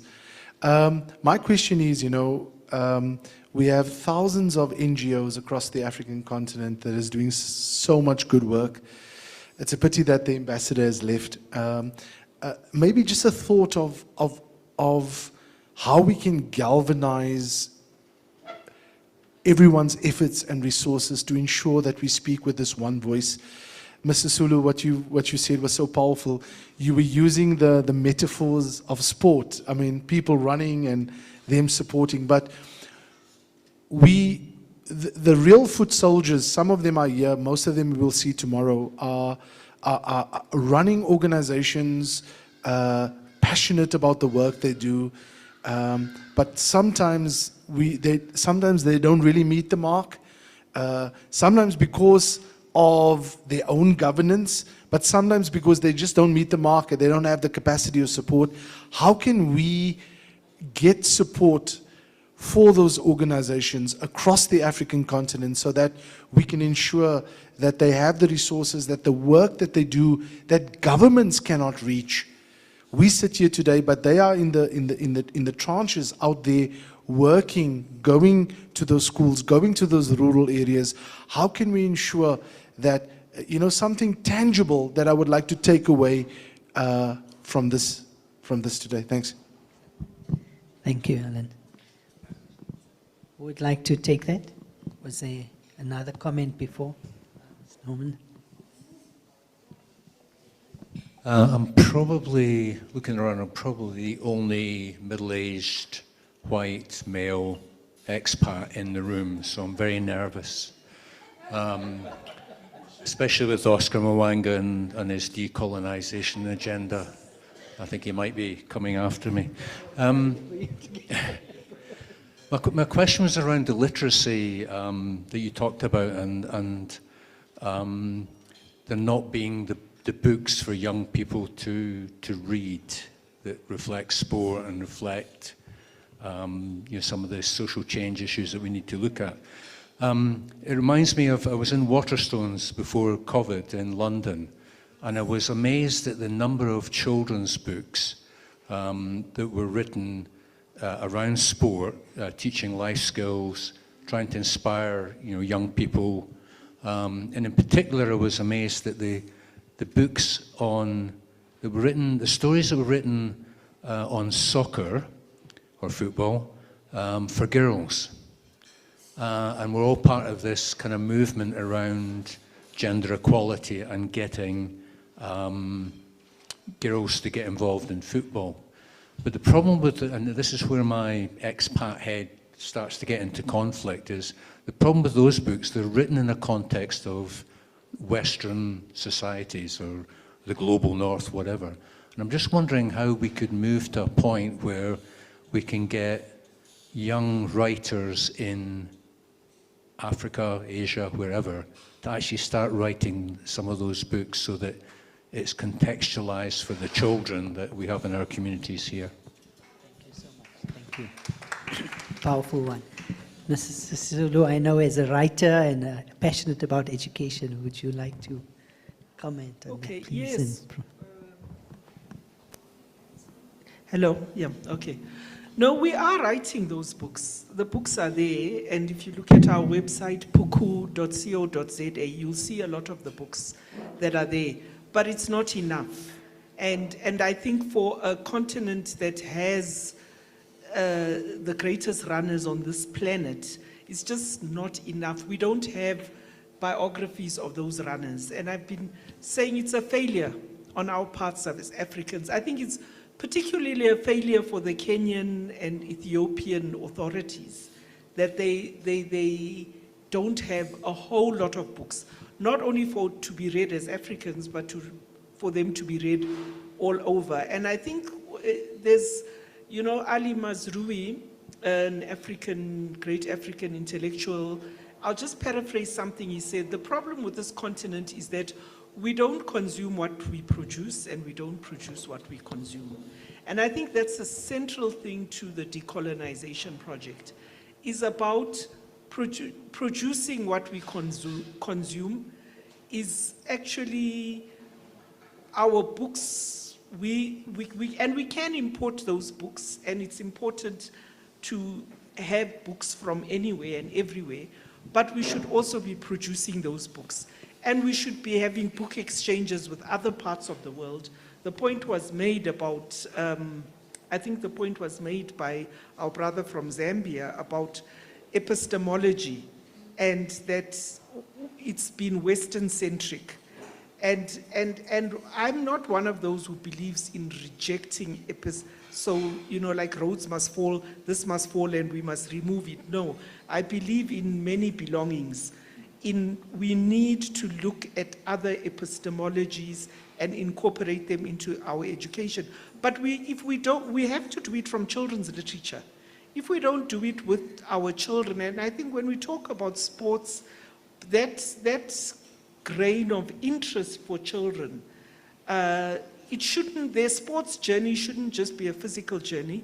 It should also be part of their educational process, so that the understanding and the reading about what sports people go through informs their journey in training as a talented sports person. So I just feel as Africans, when it comes to our universities, our children, if you have any kind of serious sports talent, you shipped off to some other part of the world, and the amount of potential that has been lost to our continent is actually incredible. The other thing is also hosting sports events. There's a lot more our economies could benefit from hosting sports events than we do. But unfortunately, our politics and our leaderships just don't do well enough on this. And I must say, SADC has been disastrous for us. When I listen to what you talk about, ASEAN, it's really a challenge, and I think it's something that we must issue to SADC to say, what the hell are you doing? Where ordinary citizens feel that, yes, we're part of a SADC region, that consciousness absolutely doesn't exist. Wow. Very powerful. Thanks, Mrs. Sisulu. Powerful words and powerful views on it. Okay, so there's no further. I know we have the second panel. Yes. So I just want to pick up on one thing that you said, my brother. You talked about how Granddad had to be imprisoned. It's a topic that I like saying to Liaka, to say that had he not been imprisoned, he would have died young, one. He was very militant, he would have been killed by the system. However, prison allowed him the self-reflection, the meditation. It's one of the things that he said he missed about prison, because he had time to reflect, which is the importance of a person meditating, if it's for 15 minutes, beginning of the day and at the end of the day, because of the meditation played a part. He had to shift something from within. People wonder why he was so militant before he went to prison and came back conciliatory. It's precisely because of meditation. Prison allowed him to meditate. Prison allowed him the self-reflection and the self-change that needed to happen within. Liaquat always say to me that his generation, Walter Sisulu, Andrew Mlangeni, the Rivona trialists, were able to shift the world without, from within. We are the people that we've been waiting for, and we have got to change from within. That change comes from us, from within. Thank you. Thank you, my sister. Very powerful, powerful message, and that specifically. And as we spoke about leadership and education, I mean, mindfulness and meditation, and really it's become very key, in all the curriculum in the universities. We're teaching this, it's become mainstream now in terms of, but this is part of the program that we teach at Leading Like Mandela. And sports teaches you to be mindful and present. Because when you are dribbling there, you have to be there, right? You have to be present. You cannot be somewhere else when you're there. When you are golf and you're about to swing, you need to be present. So these are some of the very powerful capabilities and traits that sport teaches. You know, I just want to reflect on those before we close this session. One, it teaches you, and Nelson Mandela spoke about it, you know, we have him above us watching over with his boxing gloves, and you know, he was an avid boxer. And I think Ms. Mandela will tell us, what did he learn from boxing? Well, he says boxing as a tactical sport because it taught him strategy. Because it says with boxing, you are able to gauge what the opponent is. So for him, he used boxing as a strategy. That's why he was this great strategist, because of boxing. You know, and sport teaches you, and I'll come to my brother, Mr. Professor Oscar Mwanga. One is physically, because when Nelson Mandela spoke about sports has the power to change. What is that power? The power lies within you, firstly. And sports is that science and that instrument and tool that enables you to recognize that power, to harness that power. So through physical practice, where you're on the ground, you know, when you speak to the kids, where are you? I'm playing soccer, Baba. Where are you? I'm still playing soccer, football. They're up early in the morning, they're out till late at night, developing their physical body. Yeah? So one, it provides and it helps you to discipline your body, the power of the physical body. Then mentally, it helps you to have control over the mind, yeah? To be able to have a vision. When you have a game plan, a strategy, you know what is the goal, you know how we're going to work together as a team, so it promotes social cohesion. You realize that we all have to grow together, because if one falls, we all fall. Yeah? So the teamwork that comes from that social cohesion, that supporting each other, recognizing that everyone, you cannot be the goalkeeper or the strike, or each one has got the unique potential, and how do we then unleash that and then work together as a team. So sport teaches you that. Emotionally, the joy, but also when you are, despite all your efforts, when you do not win that game, it helps you to pick and say, but this is part of the journey, yeah? And it helps as an opportunity to improve yourself, so continual improvement. It teaches us many aspects, you know, from physical, mental, emotional, and even from a deeper spiritual side in terms of knowing yourself and recognizing the power. So this is really how, as you know, all of our esteemed speakers spoken about, education and sports coming together, politics and sports, because politics is about power, and the power that sports has, economy, you know, and social issues, connecting people culturally, language. So these are all the power that, and thank you so much to your panel. I know you wanted to mention something. I just thought I could respond to what my sister mentioned and then just pick up on a few comments here. When we talk about, people ask me, I'm a PE teacher by training, so is PE important? So PE is not important for me. I say it's not important. Because we need to speak from real things. If I have my child seated here, and then my wife asks me, is he going to maths or PE? Where do you think my child is going? Maths. Why? Because there's a job for people who do maths. Now, to ask about making PE important is to leave that and go out and create employment opportunities for PE. All right? And who's going to do that? Not UNESCO. It's us here on the ground. It's us here to say there is an emerging culture of leisure, gyms. What if a child leaving secondary school learns, as part of their PE, they learn exercise fitness? When they leave secondary school, they become a gym instructor. You've nailed it right there. You know, so, but we have that question of saying, is PE important? It's not our question. It's a Western question. We have gotten busy answering other people's questions because we're detached from our own context. One of the things that colonization or colonial legacy does is to shift us away from our own reality. All right? So when we talk about universities, she's saying, yes, we do have a university of sport.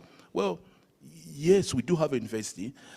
It's a faculty, yes. But again, whose epistemologies are we driving in universities? It's not just a question of having structures we're calling universities. In Africa, for instance, we have a holistic approach to things. things come to us as a whole. In the Western model, things come in binaries, okay?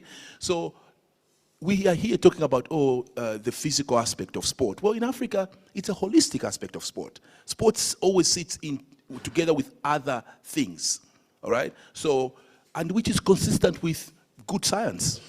For example, if you are seated in class for 20 minutes, 20 minutes of sitting reduces your metabolism.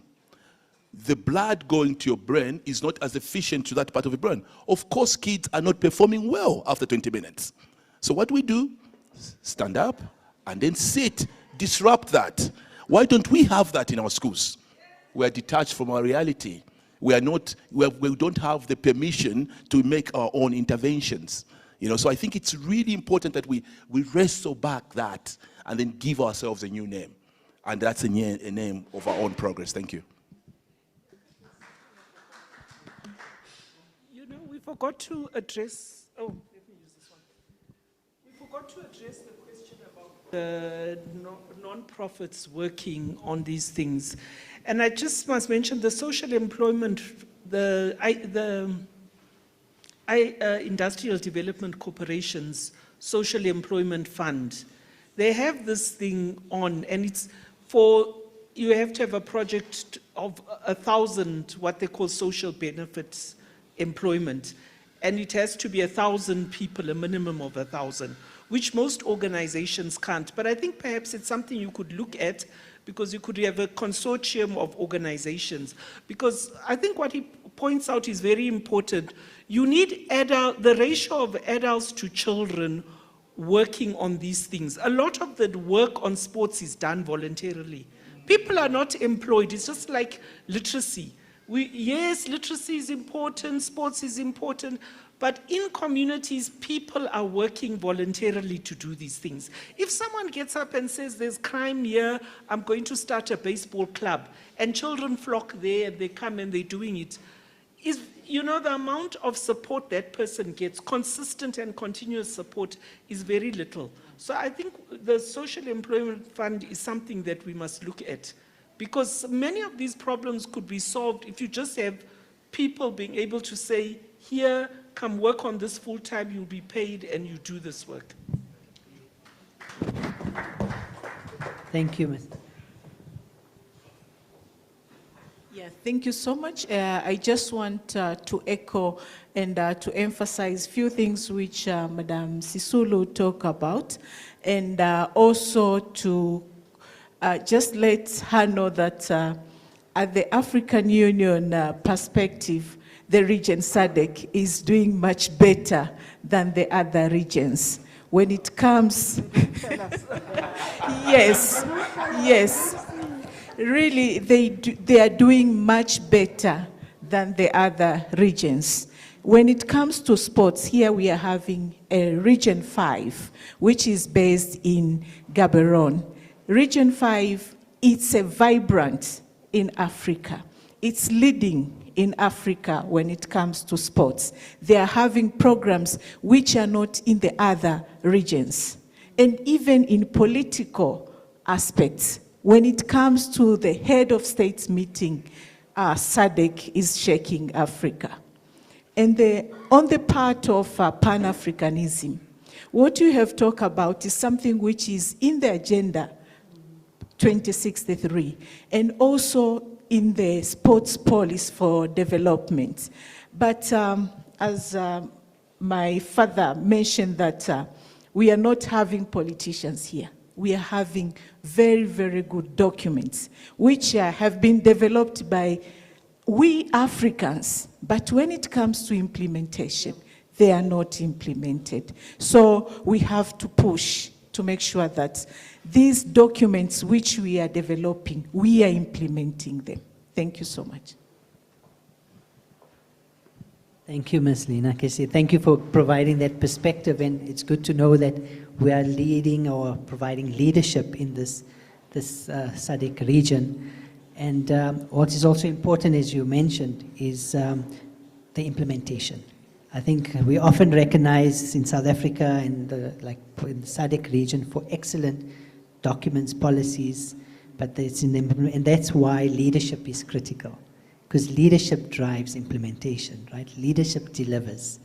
And this is what is built, and as Professor Mandela has mentioned, it's not positional leadership. Every human being is a leader, has the potential. It's about how do we unleash that, yeah? So, and government cannot do it. Nelson Mandela himself said that government cannot do it on its own. It has to be where civil society, the private sector come together, because we are all citizens, and each citizen has a role to play. But who is being able to pull everyone together? Because that's the challenge, as you said, that holism and that holistic approach is missing. Is where we see each other separate, whereas Nelson Mandela saw as one. And hence he was able to unite the world, because you first unite within yourself so that you're able to then, like we said, from within, and then you see it outside. So it's very powerful. Thank you so much for that. We wanted to just, in closing this panel, tomorrow is the awards, you know, and would appreciate if the panelists and could stand, and Ms. Mandela before you leave as well. This is the Leading Like Mandela and Sports for Social Change Champion Award. So you are the first to see it. It's the first one. Very powerful bronze statue and very heavy. Ms. Mandela, could you please stand in the center, and we could get, I mean, I think everybody, you're welcome to come onto this side, because we could all take a group picture as well. Please, yeah? The role sport could play in the new South Africa. And on his return from prison, he made it clear that sport is a major factor in uniting the nation. For this reason, he vigorously advocated for South Africa's participation in the 1992 Barcelona Olympic Games as a means of uniting all South African races. What is presently happening in the world today makes it crucial that the lead set by Mandela is revived and propagated to its fullest. Excuse me. The COVID-19 pandemic, although it demanded quarantine, a minimum personal contact, it emphasized how exercise assisted recovery in many cases and the importance of disinfection. The Olympic Games in Tokyo and Beijing confirmed how the innovation could overcome the most serious of disease. It soon followed the disruption of the international sport caused by the invasion of Ukraine. The Olympic movement's carefully preserved peace during the international games was seriously undermined. International sport has yet to be fully normalized. In our today's discussion on promoting peace and the science of the value-based leadership and sustainability, all elements are encompassed in social integration. Social integration is so essential in our understanding of unity. We live in a diverse world with different political, religious systems, socioeconomic and other differences still presently prevail. Consequently, norms and values do not always converge. The recently concluded COP27 held in Sharm el-Sheikh, Egypt, portrayed the convergence of ideas to achieve a single purpose. The FIFA World Cup is presently held in Qatar. There are some concerns of holding the event in that country. Hopefully, convergence will also emerge. I've been a member of the International Olympic Committee, IOC, for many years, and now its honorary member. The IOC has been active and has addressed the issues of sustainability, promotion of peace, social integration, youth development, sexuality, and gender identity. Its success has been widely recognized by using inspiration, motivation, and sometimes gentle persuasion. I am certain today's deliberations will touch on some of all these issues. The fruition will materialize by seeking to further these ideas. Thank you, Dr. Sam Ramsamy. A round of applause. Thank you. As we know, Dr. Sam Ramsamy is a pioneer and a legend for his role in terms of the Olympics, and, you know, as president of SESCOC, honorary president of SESCOC. We really thank him for his message and support. This is the type of leadership that united people through sport, and that were able to cross all barriers, to be able to celebrate the diversity, but also the unity in diversity. So we thank Dr. for his lifelong work and for his message of support for the symposium and the work we're doing. We're just going to move to the next tribute as well. One of our partners is the Nilofer Iman Azam Foundation. who was, Nilufer was our youth ambassador. She was, Nilufer had passed away last year, so it's a year. And she essentially, she had taught us the power of a woman, an African woman, a young girl, who from the age of 2 was involved in various of our social activities. She graced the many global platforms, international platforms. At the age of 2, she was with Priyanka Chopra, the currently UN ambassador, took her onto stage, you know. Shah Rukh Khan with the IPL, you know, he came up, gave a little kiss, she was a little girl. But she embraced all of these stages and platforms. My dear, if you could just go slightly up, please. And from the age of 2, you know, as a child, because she was born to be a healer. She always said she wanted to heal the world through love and compassion, protecting the environment. She saw oneness in all humanity. She was an avid swimmer, and she loved sports. And at the age of 9, she then developed diabetes, and unfortunately, that affected her education, her health. She was in a coma. And when she regained consciousness, she said,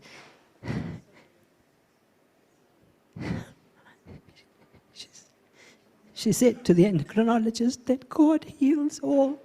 I believe that He will heal me, and I will go and teach others how to heal from diabetes, and that they can live a normal life.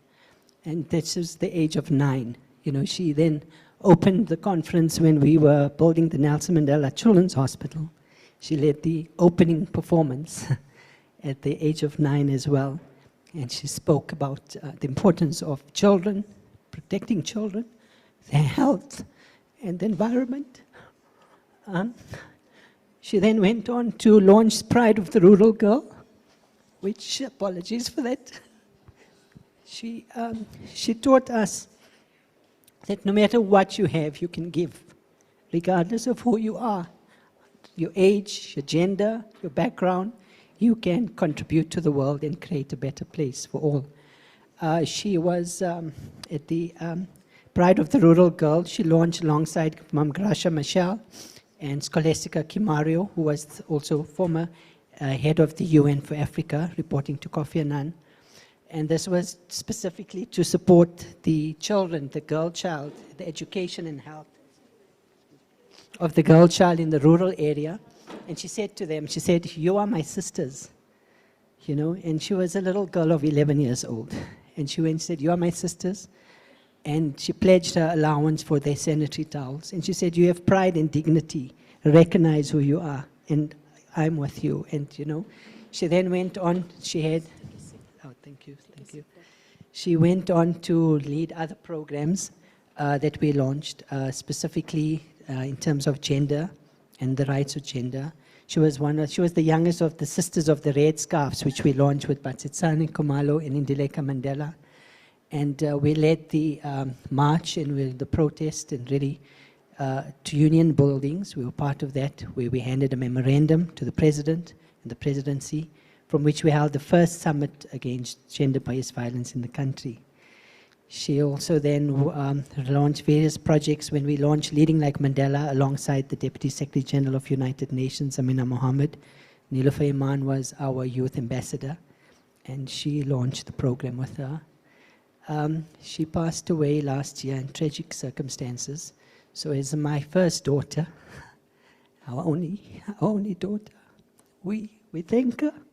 You know, it's in our hands now. I always said to her that she would say, "Papa, like I always say, it's in your hands, my child, and we're doing this for you and for your generation." But she came in a short while, in 19 years, and taught us the power that children have to change the world, the power that a woman has, a girl child, as an African, to be able to, regardless of your background. She battled diabetes, she battled challenges with her education because she was often ill, and she had to miss school for almost half a year at a time. But she learned and she conquered and she contributed. And even at school, she received the award for strength and perseverance. and she, a Woman of Wonder Award. So really, I just wanted to mention she is a partner of Leading Like Mandela. She walked this journey as 19 years. We're blessed, my wife and my mum and all of you. Thank you for, she's really, her legacy continues. And actually, the summit we held where Alan and I discussed this event was because of her, because what had happened, I met with Ms. Verlaine Diane Subroidu from the United Nations Executive Office from New York, and I spoke about my daughter, and she launched her book. She was on a world book tour, and she launched a book in Cape Town on my daughter's birthday in honor of her last year, like this year, being the first year after she had passed away. And she said, we should host a summit in your daughter's honor, and that was the summit where we had the African Leadership Summit, where over 30 ambassadors and leaders from around the world came together, and where this partnership was born. So her legacy continues, and we thank all of you for being here, for supporting the work that we do, and to honor, Nelson Mandela said, there's also the Hope, there's the Hope statue. I think it's further down, my dear, the next one, the Hope statue was one that the Hope statue is the one that she unveiled with Yvonne Chaka Chaka and Masindileka Mandela and UNICEF, which is a little girl child. It's a statue that's now at Constitution Hill, but it represents the child, the girl child, and the power that the child has to lead. And as Nelson Mandela said, there's no keener revelation of the soul of a society than how we treat our children. And I think we really need to take ownership now as leaders in terms of when we talk about sustainable development, how are we affecting the future of our children? How are we impacting them? Our children are reaching out to us with pleas and cries for help.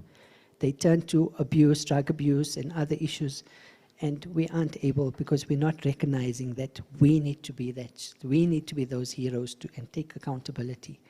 And just a bit further up, in her honor, we were with the Sisulu family, the Mandela family. We planted 3 trees when we launched the foundation last year, the 5th of December, at Lily's Leaf, which is our heritage site where the liberation movement was, much of the planning and work occurred there. And we planted that in honor of her alongside a tree for Nelson Mandela and Mama Winnie Mandela, to honor her as a young activist. So this is Nilofer Iman, our beloved daughter, who continues to, her legacy continues with us. So thank you, everyone. There was a special tribute that I had to make there. Thank you. The video clip, please, of the rugby player. We now have a special message from a Springbok rugby player. Hi, my name is Pepsi Buthelezi, and I support the Leading Like Nelson Mandela and Sport for Social Change Network Africa. I really do believe that sport has the power to inspire social change. I think back to the 1995 World Cup final where Nelson Mandela came onto the field and how that moment united the whole country. In fact, Africa as a continent. I also think back to the 2019 World Cup final where Cyril Ramaphosa joined the Springboks in Japan for their World Cup final, and how that moment united Africa again. I really do believe that as a sportsman myself, I've got a responsibility towards not only South Africa, but Africa as a continent, that in my own little way, that I inspire social change, that what I do on the field makes people happy and unites people of all different shapes and sizes and all different races. This is a responsibility that I'll carry with me in everything that I do, in the way that I live life and in the way that I play the sport that I play, which is rugby. I really do support this movement, and I really hope that everyone else joins in supporting this movement, because sport. That was just, leadership. He was in Brussels for his game, and he just arrived like late yesterday, and he sent this message to say, apologies, I cannot be there in person, but here's my message. So at the age of 22, a young leader Springbok rugby player, A team, and with the Sharks, really a message from them to inspire. This is the power of the youth we have. You know, this is the power we need to leverage of sport to change the world. So without further ado, I'd like to introduce our esteemed panelists. Thank you for your patience, for being here, for traveling from various parts of the world. I'd like to begin with Professor Cora Burnett, Director of the UJ Olympic Studies Center. Most of our global, regional, and national research projects focus on impact assessments within the sport, health, educational, and corporate sectors, the CSI. Sport for Development and Peace projects feature centrally in a variety of research at different levels, including stakeholder mapping, policy development, positive youth development, and gender empowerment. Sociological, anthropological perspectives on sport feature centrally in her research. It's an honor and pleasure to have you here, Professor Cora Burnett. A round of applause for her, please. Thank you. Mr. Mohammed Amin Zariyat, the tall man in the room. I just wanted to say welcome, thank you, welcome from Morocco. Mohammed Amin Zariyat is a social entrepreneur in the field of education and integration of young people through sport, who also hold multiple certifications and training qualifications from institutions around the world. He founded Tibu Maroc in 2010, which has now become the NGO Tibu Africa. The organization, with the vision of becoming the locomotive of development through sport in Africa by 2030. And in 2018, he was named the Ashoka Fellow for his vision of using sport for education, human development, and positive transformation of youth and women. We thank you. Thank you for coming, traveling across to be here with us today. I'd like to just open the next profile because we have very powerful, esteemed leaders on our panel, and I would like to just ensure that I do justice to this. Yeah. So, firstly, we have His Excellency, His Royal Highness, Prince Ugo Mike, and Werem. I just want to get this up. Prince is a German-trained professional with over 14 years of executive leadership experience, with the prime focus on international relations, business development, foreign partnerships, and asset generation. His multidisciplinary background has enabled him to successfully create and deploy workable solutions for past employers, recent clients, and partners. Multilingualist, he speaks 5 languages, with vast international exposure, strategic communications, and culture to effect foreign partnerships, and that's part of why we're here, really, to develop these partnerships, to come together. And his solution-oriented approach and design thinking skill has allowed him to craft and maintain sustainable strategies across several sectors, including renewable energy, oil and gas, aviation, agriculture, fintech, entertainment, and infrastructure development. It's really an honor and pleasure, Your Royal Highness, to be here from Nigeria. He's also the CEO of Sun Farming Nigeria, which is focusing on agriculture, empowerment through agriculture, and food security. So we are honored to have you here. Thank you so much. I just want to call up the next profile. Apologies.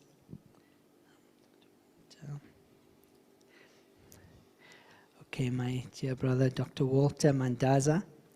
We are honored to be, as I mentioned, to be amongst great leaders. Dr. Walter Mandaza was voted one of the 100 most influential people in Africa for 2021-2022. Thank you. It's really a powerful, leadership is about influence. So one of the key attributes of leaders is the ability to influence. And clearly, this accolade and this award clearly recognizes you as a leader in Africa, one of the top 100 most influential people. So thank you for being here. His company, Webcom, was voted one of the top 500 black-owned companies in South Africa. And he has created an empowerment company that focuses on technology and development through IT. He has also developed, he's the co-founder of a company that built the Electronic National Traffic Information System for South Africa, NATIS, the e-NATIS, yeah, the electronic portal, which we use, and I've used it very successfully, so thank you for that.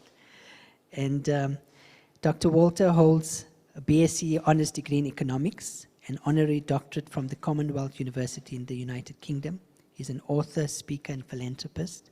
And he has his foundation, Dr. Walter Mandaza Foundation, which is involved in a number of social and community-based initiatives for the upliftment of the uh,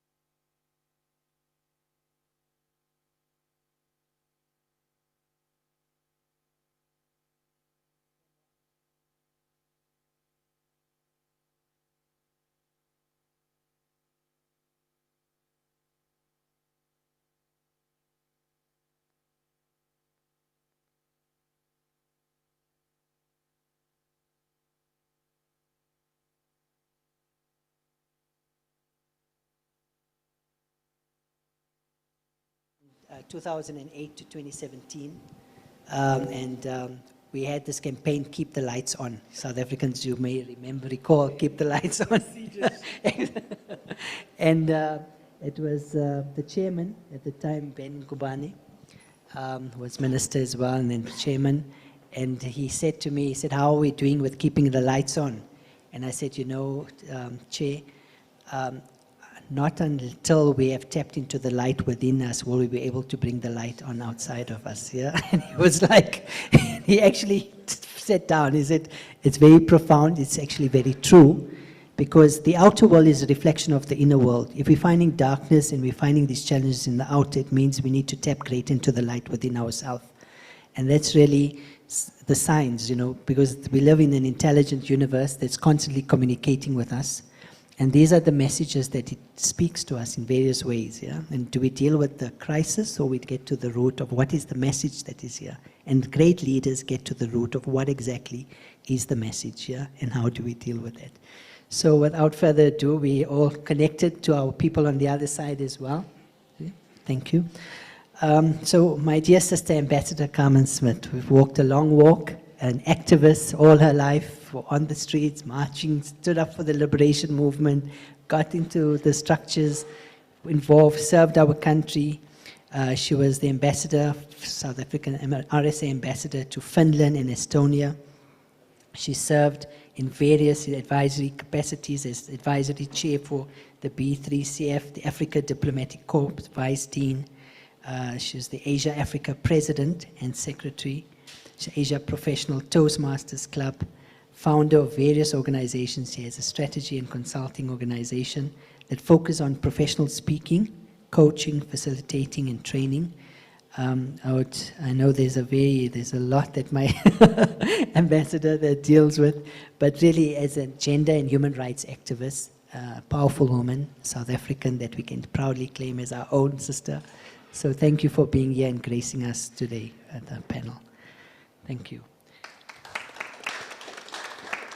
Okay, and Mr. Alan Williams, my dear brother and CEO of Sports for Social Change Network Africa. I'm just going to pull up your long profile as well. But Alan has been involved, as you can see, the work we do in terms of sports, in terms of development, in terms of a leader, a humanitarian, and a person who really works for a greater cause. So thank you. There's, words not do justice to all the great work you do, but really an honor to have this partnership and for us to be working together. Thank you. So for today, thank you. In terms of time, I know we have Dr. Walter Mandaza who has to leave earlier. So if I may, I'm going to begin with you, sir, and if you could kindly share in terms of, maybe could we please have just in terms of the matters for discussion, for the panel discussions. Yeah. So in terms of the key areas as we've spoken about, can everyone see the panelists? I'm going to turn one this way and I'll turn that to the panelists. Is that okay? Brother Alan, are you okay there? So that you have that there. Let me turn it slightly. It's not over your head though. But good. That's good. Everybody have sight of the screens here? Thanks. So in terms of the key matters that we're discussing and dialoguing, once again, was really around sports as a tool and as the power that sports has to bring about transformation, to develop for peace, sustainable development and transformation. The ability for programs to drive, in terms of Agenda 2063, the SDGs 2030, and various development plans, and then really around leadership. So being recognized as one of the most influential 100 leaders in our continent, what can you share with us? Over to you. Thank you. Thank you, Dr. Lakate, and my sincere condolences on your daughter. I can't imagine how that feels, but condolences on that. Appreciate it. Thank you for hosting this event, and Dr. Allen and all the organizers, and having such a wealth of greatness in one room. I'm really impressed by the caliber of people that are here today.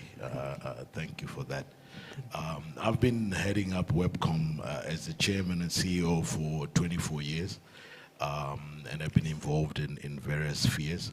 And part of it is really in helping uplift and promote youth development, and empowering people that are seeking to advance their careers and their businesses.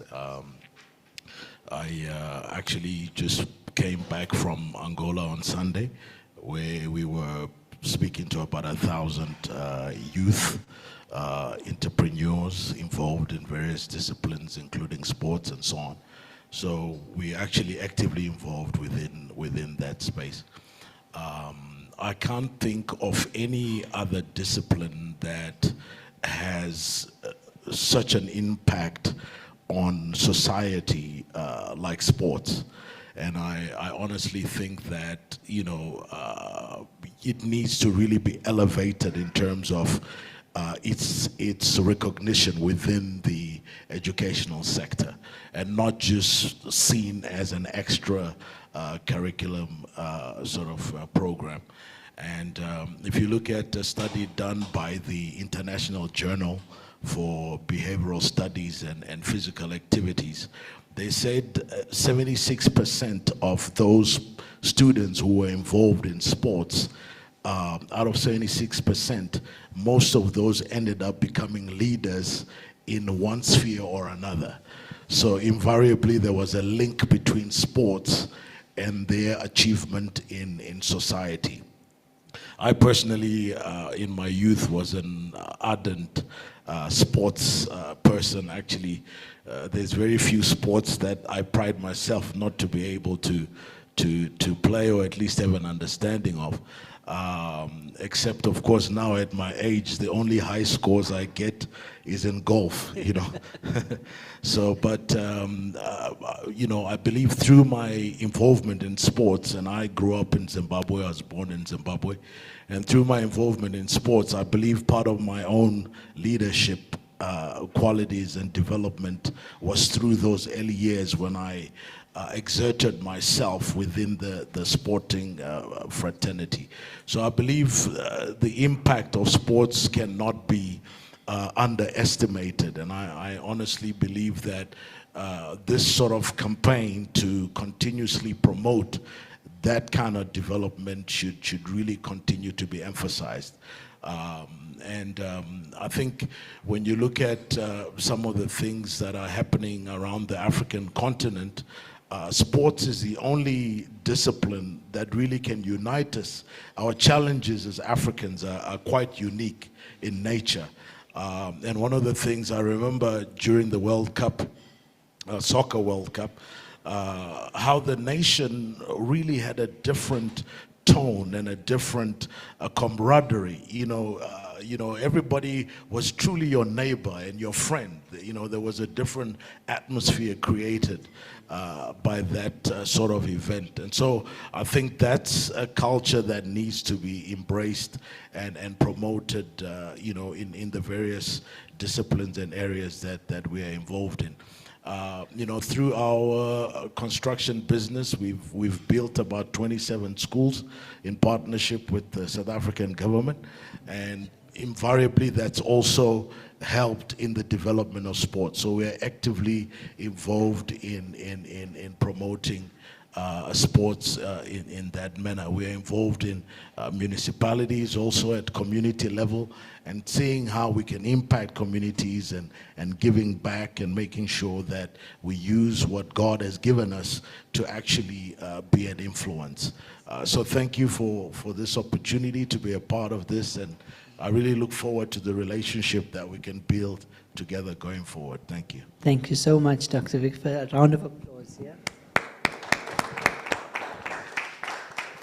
Thank you, Dr. Mandaza. We really, the work you're doing is phenomenal. The schools you've built, the work in terms of webcom, because we live in the age, the fourth industrial revolution and the age of technology. We spoke about the esports event that will be occurring, the inaugural one in Singapore in June 2023. But really technology and the work you do in terms of development and overlapping it with leadership, key that you mentioned. We say we're often busy doing things, yeah? But it's the being first, and then the doing, and then the having, And that's what sports helps us in, unleashing the power of the being, then, because we are human beings first, right? Before human doing. So often we get involved in doing, trying to achieve, trying to develop, but without effective being. Think of a light, if it's a candle, candlelight brings a certain amount of light and energy. A laser brings much more light and much more power. Yeah? So it's about unleashing that being, the light, the power of your being. And then the work that you do will have much greater impact, because the world then reflects who you are. Yeah? So that's what Nelson Mandela has taught us. One of the many things he has taught us of leadership. And that's something that I feel very strongly with you, Dr. Mandaza, in terms of that leadership. You feel that energy within your presence, your aura, and the work you do. So that power. So thank you so much, and we really look forward to keep up the great work. I know there's lots of engagement still, but thank you for that. Yeah. So I will then move to would be Amin Mohammed. Would you like to then grace us and deliver a few words, please, on the panel? Yeah. First, thank you for Sport for Social Change Network for this invitation, and I'm very happy to be here at Leading Like Mandela institution. Just to share with you my work in Africa, mostly in North Africa and Senegal and Ivory Coast. I started my NGO as an event when I was 10 years ago. I played for the national team of Morocco, and in the same time I was student.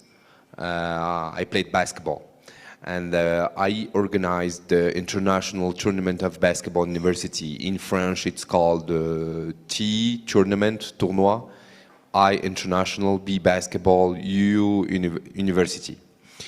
So it started like this, as an event without any experience, without any funding. And after the event, I decided with my colleagues to create an NGO. So it started with Tibu Maroc, 7 people, organizing caravans to bring youth in the field, to keep girls in the game, organizing summer camps, etc.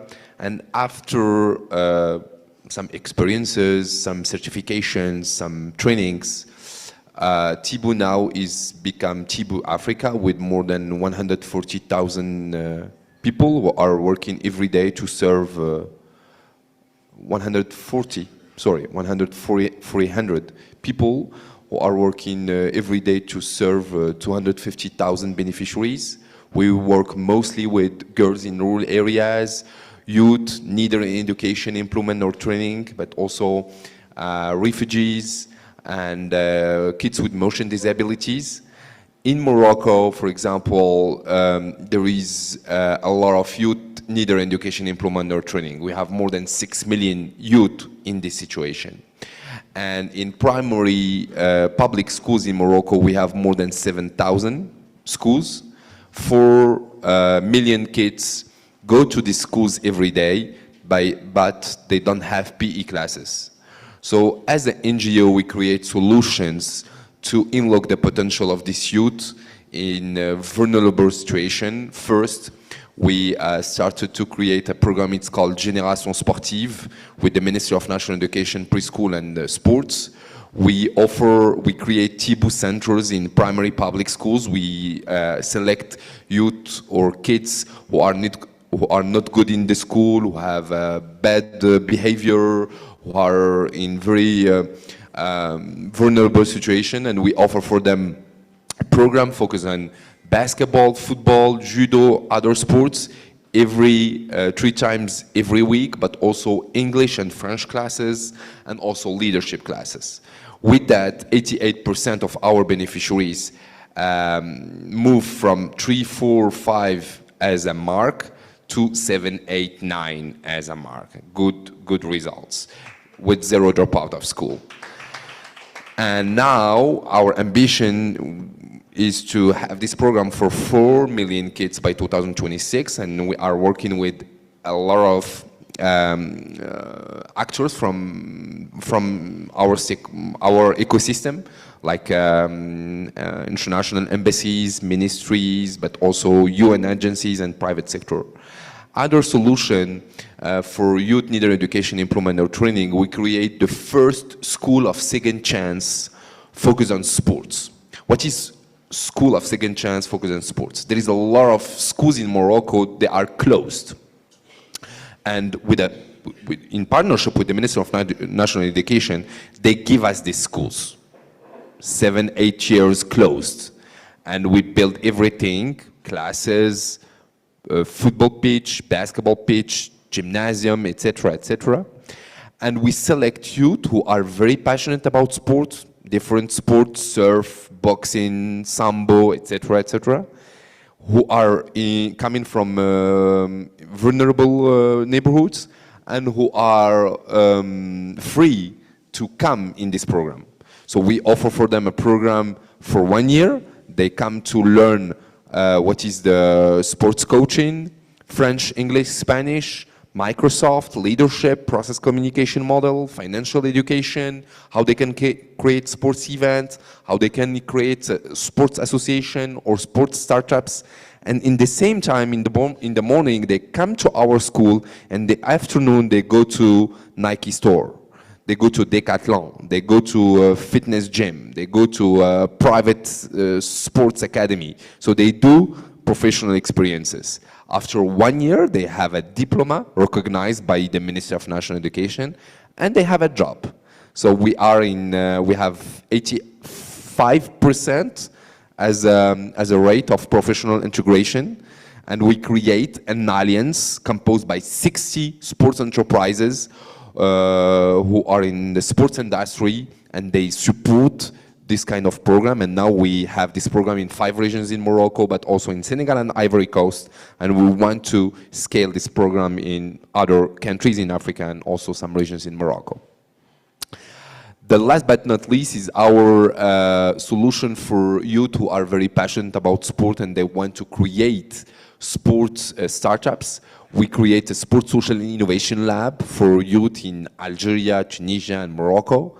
And we offer for them a training to develop their entrepreneurial mindset, but also stipend and a lot of trainings focused on sports enterprise and social startups, etc. And we support them to create sports startups focused on sports and health, sports education, sports environment, and sports and new technologies. So this is some of our solution to tackle some social issues in Africa using sports as a vehicle and as a platform. And thank you again for inviting me, and I will be more than happy to see you in Casablanca. I will invite my friends from Sport for Social Change Network, Zain,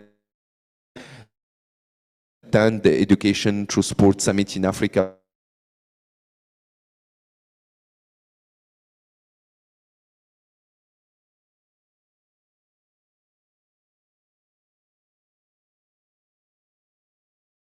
Power that one individual has.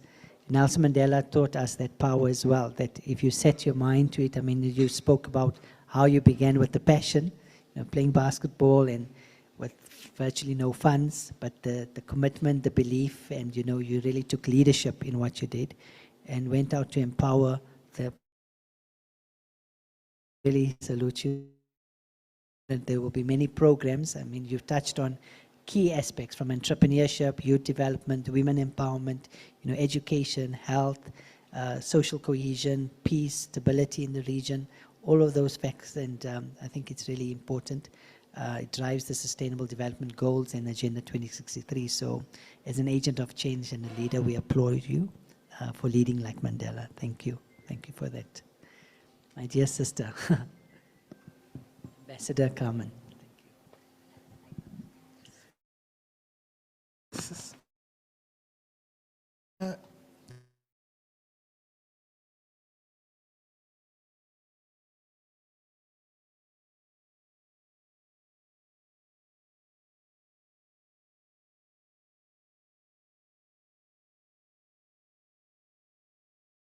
Is very important. And there has to be a balance between the education and the right brain, your creative side. And I think one of the mistakes that we've made globally, but also in the continent, is this huge concentration on academia. And everybody, I remember, back in the days, I used to be a runner, long distance. Loved running to the beach at 5 o'clock in the morning, get in tune with my spirit, write some bad poetry, run back home, get done, off to school or off to wherever I needed to go. And that was my balanced existence. As you get to adulthood, you get forced into just concentrating on the books, focusing, working, making it work for you with limited time to actually, which was spoken about earlier, reflect. And being in Finland, and Finland being a country that's very much about nature, people like to reflect, maybe sometimes by wider distance, but being one with nature is something that I picked up over the last, when I was there for over the 5 years again.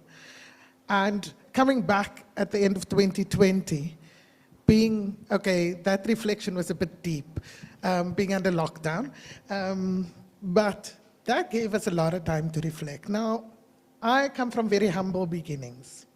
I come from the Cape Flats, born in Manenberg, raised in Mitchell's Plain, schooled in the southern suburbs.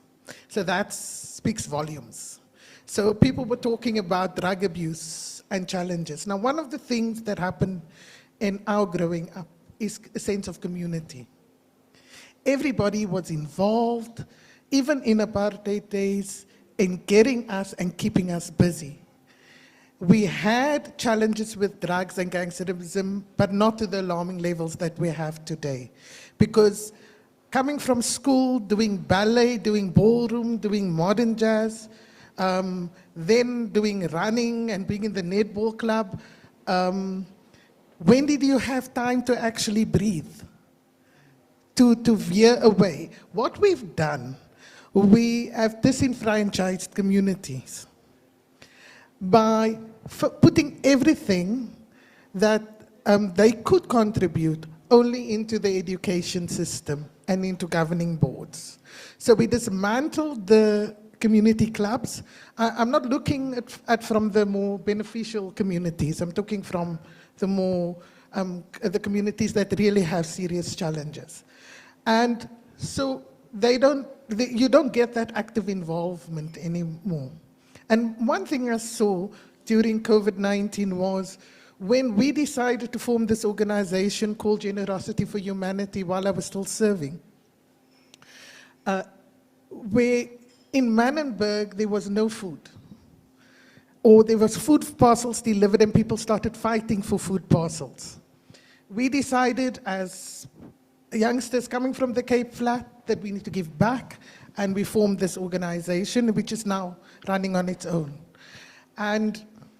But we also created food gardens, and we also decided to de-racialize it and not politicize it. I know politics is important, but to deal with all the communities around that needed assistance, not on racial levels, not on language levels, and we've continued to keep it that way, and it's been working quite well.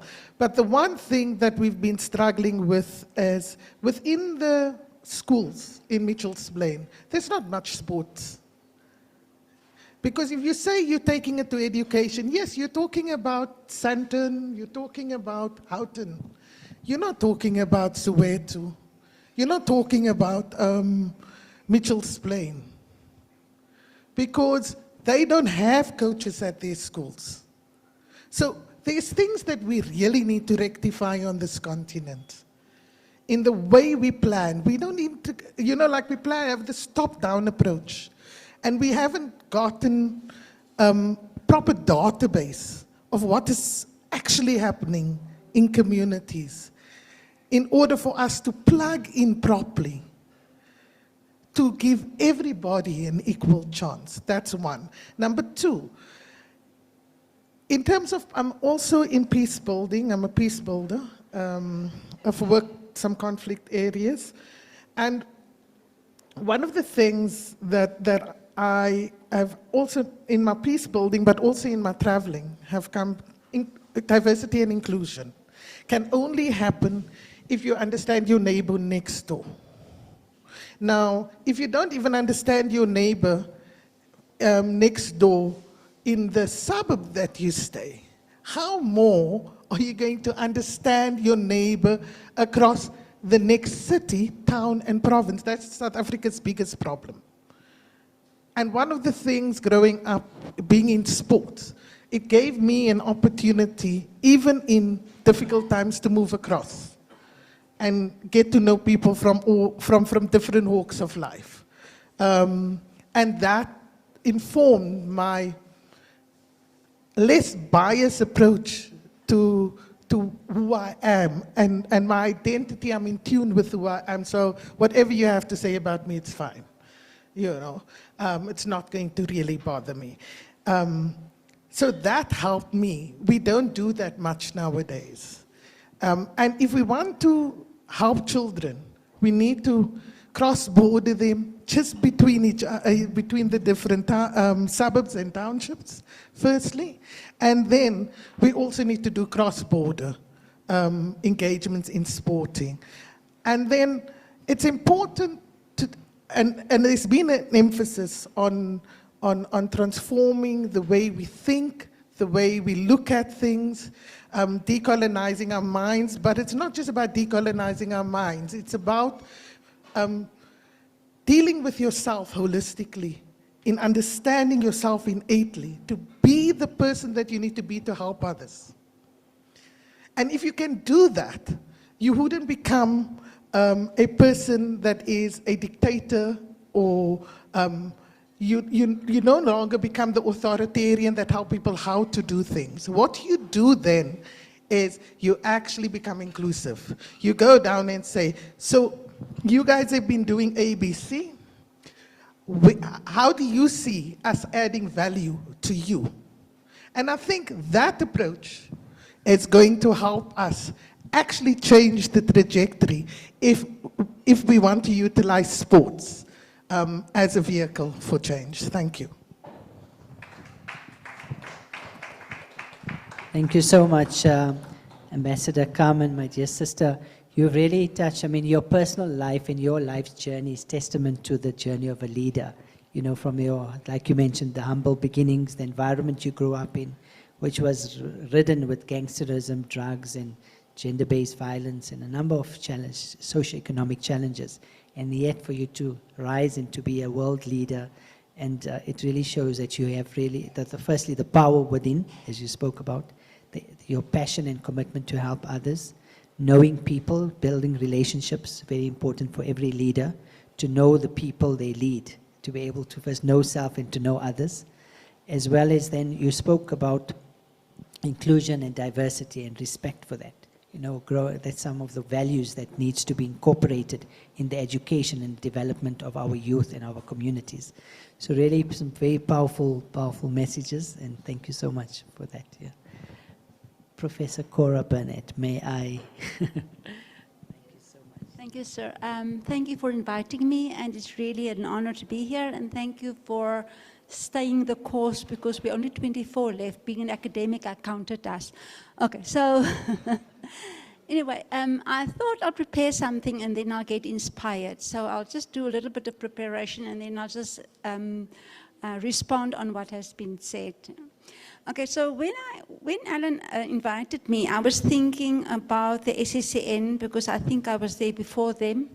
I actually recommended that a structure should be formed, and here they are. I just gave away my age, but anyway. So I feel like the big mother, in a sense. So when I think about Mandela, which I absolutely greatly admired, I was thinking when the UN and the 75th anniversary, actually in response to the COVID pandemic, quoted him and asked for an international Nelson Mandela Day, and they said that each of us can make a difference in promoting peace, human rights, sustainable development, and lives of dignity for all. Each of us can be inspired by Nelson Mandela's example. Let us build on the legacy of Nelson Mandela. And then I looked at the SSCN as they are here today. And they're always close to my heart, not because I was there from forever, but I really think they take the lead in so many ways, and that's, I think, why we are here. I find them very much devoted to public service. Yes, they make it, the world, they try and make the world a better place. They offer leadership who knows the way, goes the way, and shows the way. And as Mandela said, that they help so many people dream more, learn more, become more, and that is really the leader. What I've also heard today is very much for me in the genre of the SSCN, is our world is not divided by race, color, gender, and religion. Our world is divided into leaders and fools divide themselves by race, color, gender, and leaders. So when I think about the SSCN, I think about a sense of really authentically trying, serving, and trying really very hard to make the world a better place. So my wish for them in the leadership, I would say, domain is, as they want to have a footprint in Africa, the whole of Africa, may it be visible in the change they inspire for all the people to live the lives they desire. And I think they're on the right course. Obviously, they can do more, they can do different. So when I listen to all of you and I think, where's my journey? It started also by the UK sport coming to Africa, South Africa. Post-apartheid was a trying time for many people, but it also liberated all of us. And I didn't know how to influence people, I just know how to offer myself. So when at that time at the university, it was a Rand Afrikaans university, they wanted to close the Department of Anthropology, and I thought, what can I do to keep it open? So I registered for a second doctorate. I didn't even know the title. I didn't know what the field was. I just know I need to register so to keep the department open. So if you look at your breakfast and you get the eggs and you get the bacon, I was the bacon. I kind of dedicated myself to be slaughtered. So I studied another 4 years, and thanks for that. So now I've become more strategic, so I become more of an egg. But in those times, Australia, many foreign countries came to the rescue of South Africa, or Africa for that matter. And yet, we could rescue ourselves. If we asked for a miracle, and the miracle came in the form of a Nelson Mandela. We had many miracles, but we didn't discover them yet. So in 2000, the Australians came. I was doing the impact assessment because I was kind of there and I was kind of willing. So they had the Australian African development program for South Africa, and it was Swaziland, and it was also Botswana. No, it was another one. Anyway, it was 3 countries. But what they had was good programs. They had the program for the Active Community Clubs program. In 10 years' time, they wasted millions and millions of Australian dollars. But there were good stuff happening, but nobody took it forward. And there's still some valuable lessons that we can learn. Then I did the impact assessment for Siatlala. It's still a program run by our government. Brilliant learnings there, but it kind of just died away. And I realized that the power of academia is not about creating and finding the knowledge, it's about disseminating it. Because if we don't know, how can we make informed decisions? And we being in the back room, we need you to go to the front room and propagate and make the change. Then also in 2001, I led 11 universities to do Indigenous Games. We discovered 555 Indigenous Games just in South Africa that we then developed into manuals for our primary school and secondary school children to actually capitalize and play on. There's a wealth of information that's somewhere in libraries. Then in 2007, GIZ came to South Africa on the wake of the 2006 World Cup they had in Germany. And that changed the whole philosophy of sport for development. They came here and they spread the philosophy.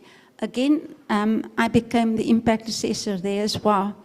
And then in 2005, when we were invited by UNICEF to New York, we were looking for methodology that could be indigenous, that could be authentic. And luckily by then, I had anthropology as under my coat. Then research with Terra Des almost 30 countries, looking at how sport really played a role, what sport can do. And that is the criticism, because we have to look at the pessimism of the intellect, but obviously the optimism of the will. But sport cannot change the world. I said, how do I measure power unless I unpack power? How do I measure change unless I understand and unpack it? So there's a lot of challenges that politicians, it's beautiful words, but when you're an academic, you need to measure. You need to say, this is really how it works. And we really unpacked a lot of things. And then I did a lot of CSI programs, impact. Vodacom, 500 million rand in CSI funding. Where's going to sport? But it's only going to competitive sport. SAPI, APSA. So all those programs. Then currently I'm busy with Alan and them again, looking at employability in sport. And we just discovered, I mean, he asked me 3 days ago, I worked 2 nights, but it's about the impact, the cost-benefit trade-off for investing in sport for development was 1 to 4. So for every 1,000 rand you spend, you get 4,000 rand in return. And you look at even Special Olympics, they had 100% employability rate in the school system, getting people employed with special needs. I mean, the stories are really unbelievable, because it's not only the intended consequences, it's also the unintended consequences.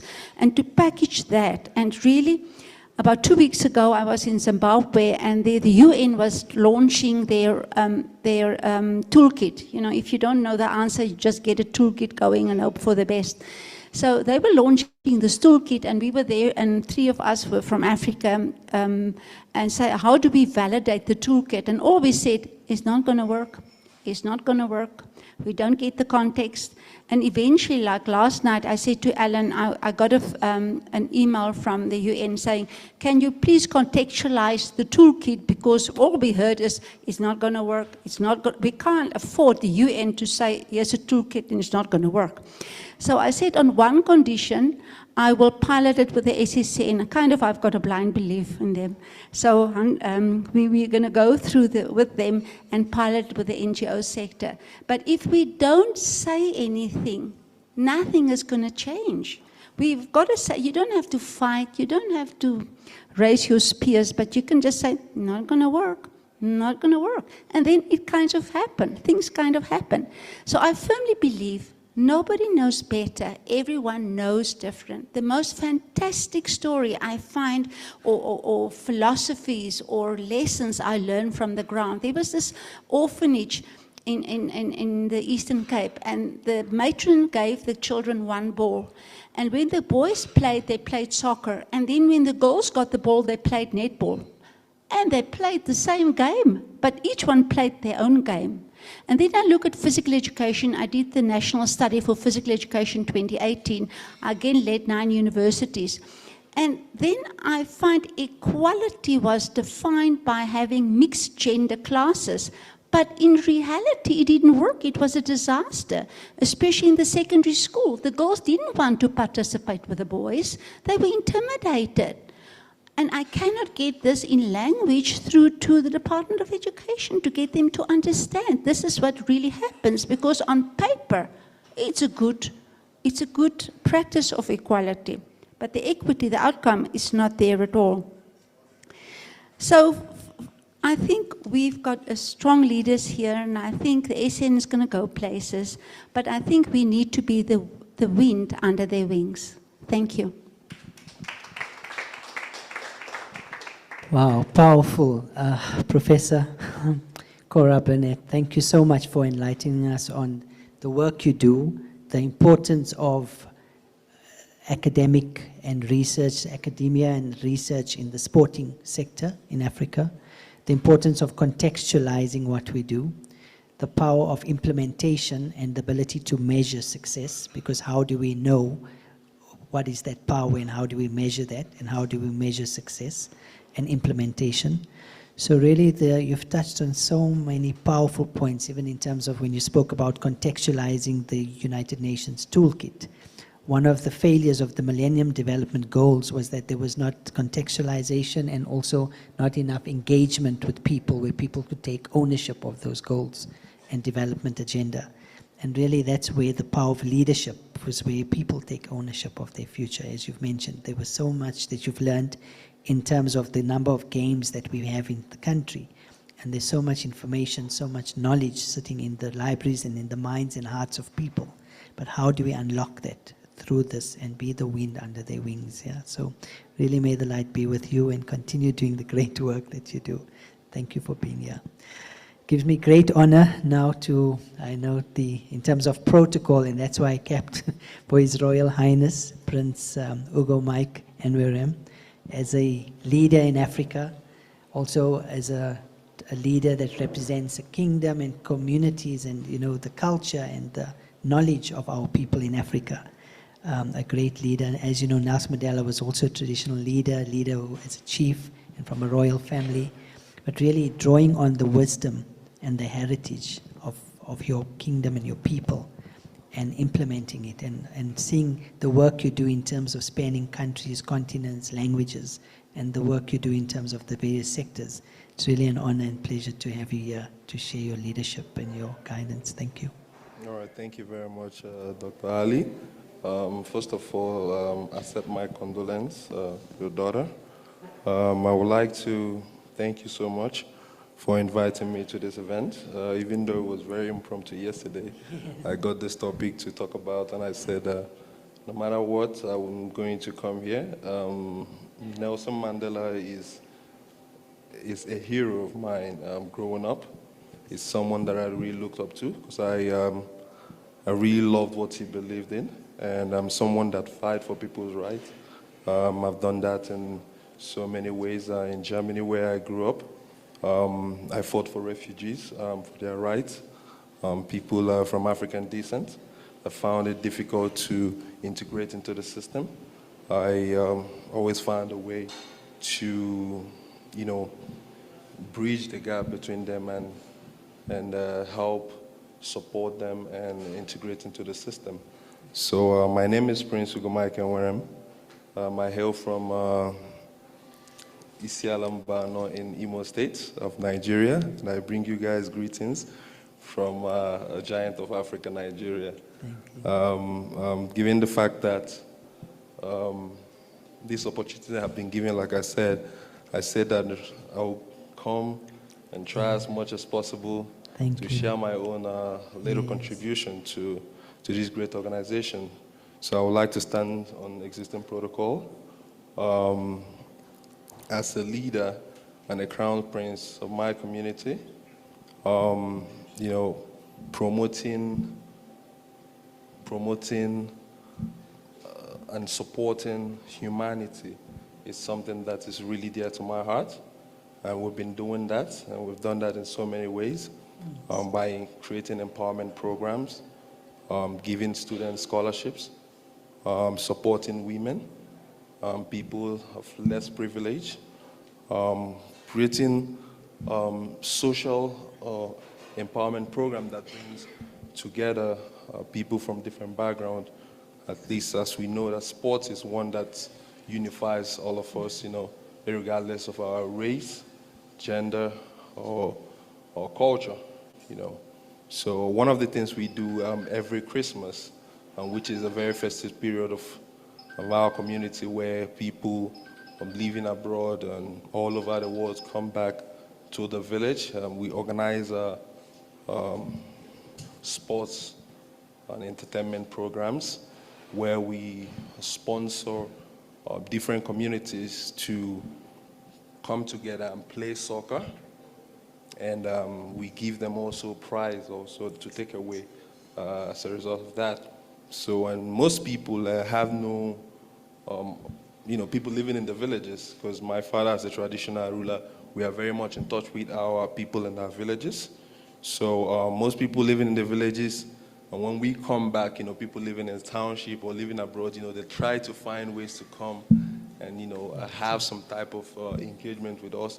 So sports has been that platform that we've used to bring everyone together. Excellent. And also, to have that one-on-one interaction and understanding of mindsets between these people that we have left behind, and which is also something that each time we do it, we see the joy, the people always looking forward to Christmas to come back and, have that competition. The women in volleyball, we sponsor them. And it's been a thing of joy for us to see how our people, would be looking forward to Christmas and looking forward to coming together to, have that opportunity to interact, with everyone. And we've been doing also a lot of empowerment program during the COVID period. For example, my company, Sun Farming, we started up a feed program where we go to schools and people that are less privileged and give them, handouts that, we started as from then during COVID, but then we saw the impact it was making in these people's life, in these kids, and they were always, looking forward to coming to school because they would see food to eat and also some to take away also back home. So it was something that was inspiring to us, so we began to, look around to source for funding to also, encourage this program, and I'm glad to say that We have, partnered with several organizations, and we have secured a lot of funding that have given us an opportunity to keep putting this smile on the face of these kids each time they come and they go home. So as I mentioned, the sport is a platform that unifies us regardless of your race and gender or culture, wherever you're from. So one thing that I feel like we're not doing enough is, catching them young, what I would say. Because I remember growing up as a kid, a lot of our friends, fellow students that I felt like were very, very talented, but because of economics, challenges and different challenges, they are nowhere to be found today in those sectors that they were really, really talented in. For example, when I traveled abroad, a very close friend of mine, Emmanuel, is one that I thought would be like a JJ Okocha. If you're a football fan, you would know JJ Okocha. So while I was in Germany, he fought so hard to pursue his career. He used to, we played barefooted without football kits and everything, but he was always adamant and he was very, very good at it. So he couldn't make it to a club. The few clubs that he got into, and they were not like the A-leagues that would be able to organize, for example, a trial play for you to be able to be scouted by an international organization. So while I was there, I was like, I'll do everything possible to support you and make you come out here. But then something that you also need to consider is that as you are trying, time is going by, age is catching up to us, which is something that we're not doing here in Africa, because at the young age is really where you need to start up this sport so you can really become good at them. But because of we don't see sports as something that can generate revenue in the past. Because right now I believe that a lot of our parents have started really investing in those talents, be it entertainment, sports, and several other cultural activities that also, because I'm an artist myself, and I would say when I was little, my parents, they did not support my art so much because they wanted me to become an engineer, they wanted me to go to school, get a white-collar job and, move on with that. But when I traveled abroad, I saw that regardless of what you have as a talent, you can really become something with it. So I really started thinking of how would I support those kids back home that can't support themselves early enough to be able to make it in those sports, as we have also witnessed in the United States, within the black community. You can see how sports has become a great catalyst, breaking out of poverty, and kids that love sports can name their legends in different sports that they're doing, and also you can see their posters all over and everything, which is also now something that you can say, okay, it's a trend. People believe now that you can use through sports to make a living, if you support it. So I believe that if we catch them young, if we support them young.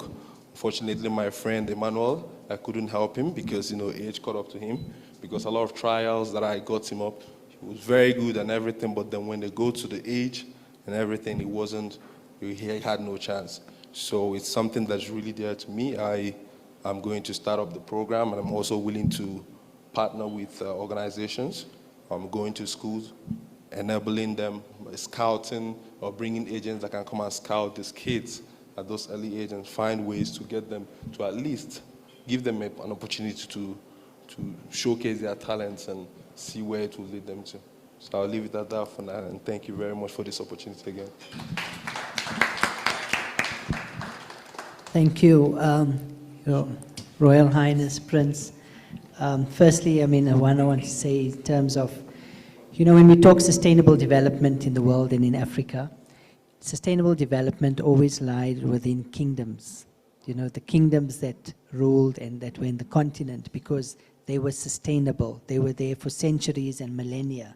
Yeah, governments come for a 5-year term, and there's a change, and then there's another change, and then we go back to the drawing board, and all the wonderful policies don't get implemented. We spoke about all of that today. The challenges of continuity and sustainability in the public sector. But within kingdoms, you continue for generations and for, as I said, centuries and millennia. So this is where, it's an honor and a privilege, and it's also provides us with hope that we have young African leaders, who are traditional leaders who have this vision of empowering their youth, empowering the communities, the women, scouting, for talent, providing the opportunities, and as you said, across all the various sectors. So you've really touched on some very key developmental needs. One very about getting them young. Yeah. So really, how did this become a culture? Sports as a culture from a very young age, so that they grow up with that as opportunities in the education system, in terms of society, and in terms of what we do. So thank you so much, and we really look forward to working closer with you and your organization in terms of those programs and developing leadership. And we pledge our support as well. We thank you. Thanks. I'd like to go. We've got Mr. Alan Williams, CEO of Sports for Social Change Network Africa, to share. Alan, over to you. The ball's in your court. Thanks, Doc. For those that are wondering what's the score at the World Cup, Argentina just lost to Saudi Arabia. I am shocked to the core. Mr. Mamelodi Sundowns. I don't even want to cry or laugh, Ms. Gilly. I think they can. Messi scored 1 goal. Nonetheless, that's the power of sport, eh? It's happening so far away, Oscar, and we're discussing it here. Sorry? Coach. Okay. Well, they have to win all 3 games. But nonetheless, thank you so much. My story is very simple. I think we've said a lot today, and it's now for action. There's a lot of work that needs to take place. I am not from the academic sector. I'm from the school of hard knocks, touched by God that is doing extraordinary work. I'm surrounded by great people. Professor Cora Burnett, part of the Policy and Advisory Board, Mohammed, Mr. Norman Brooks, Professor Oscar Mwanga, Ms. Kelly, and Dr. Azam. So my appeal to us today in our work, change starts at the smallest things that we can do. We always want to change the world. Let us start at our homes, how we treat each other, husband and wives, or, those are the small things. I love somebody said it here today, I think it was you, about, your neighbor across the road and those type of things. For me, that's where change starts. And I think for the Sport for Social Change Network Africa, I think it's more of a calling, Oscar, than just work for us. And I don't want it to be like a cliche, a calling. The need is so great upon the continent. The African Union cannot do it on their own. Tibu can't do it on their own. You, sir, sorry. We cannot do it on our own. We need each other. And I want to wrap up with this one story here, is this, that one of our members, which is a partnership we have with Special Olympics, they were traveling, and I give you an example of the power of sport. And Prof. Cora, you're correct. Sport is not the holy grail. It's not going to solve. If you are sitting here today and thinking that the world is going to get better, it's not. I'm sorry to burst your bubble. It's not. It's going to get worse. We are here to look at what we can do, like that starfish story. All we're doing is taking that one and putting it back in the ocean. Let us not be under the illusion that we're going to change the world. The world is going to get worse than what it is. It's mine and your duty to invest our time and effort into the children that we work with. When we go out into rural communities, it's not just to put a banner up and to give a ball and to play. Look at those children. Look at them. Understand them. You know, when I was in the rural Eastern Cape, some of the children there, when they play soccer, they had tackies. The one had the right tacky on, and he had both his tackies on, but he gave the left one to his friend to play. And guess what? They were happy. They played on a field that wasn't even the field. The cows and the sheep were walking across the field. But there was so much excitement in that. You know, we asked FC Barcelona. They sent a whole lot of kit over. We distributed the kit into those areas. Are we going to save everybody? No, we're not. But where we can, like that little starfish, we're going to throw it in. And that's my appeal to you as academics. Rally behind us. We don't have all the answers. We don't know everything. We're asking you to align with us, to bring your energy, to bring your resources. Come along with us.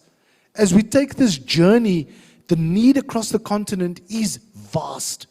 And we're going to tie our hands with the African Union, and we're going to say, in terms of sport, peace, and development, we are here, and this is what we would like to do with you. We've got some of the greatest minds sitting in this room. I end with this story. So, one of the biggest refugee camps in North Africa, Special Olympics, heard of the story of this young boy. I don't know if he suffered from autism or one of these mental illness, but his mom worked. And the only way that she could ensure that that boy was at home when she came, she had to chain him into a place where she stayed, an area. And Special Olympics heard about this, and they heard about the story, because every day this boy was just chained and he could move but only there. And when mom, and please spare a thought for his mom. I mean, some of the women in Africa are single parents, that mothers that are doing great work without fathers that are there. And we talk about leadership. Men need to stand up and be counted in our communities, right? Special Olympics heard of the story. They went, they studied this boy, they took him and they brought him into their program. The long and story, you must see the before and after pics. Here's this young kid with a smile on his face, normal and integrated, not fully into society, but integrated because somebody cared, somebody brought a tool, which is sport, to bring him in. And that's the power of the work these people are doing here. All right? We are just one sector. We are just one sector. And I reiterate, it's not the Holy Grail. It's not going to solve everything. But what we can do, none of us are promised of seeing tomorrow. None of us. But whatever you can do, do with all your might so that you can. You know, one day when we go and we leave this sphere, God is not going to ask, let me see your BMW that you've driven, your bank balance. He's going to ask you the question, how many souls have you changed? Because that is what is important in life, is souls that you are impacting on. I thank you.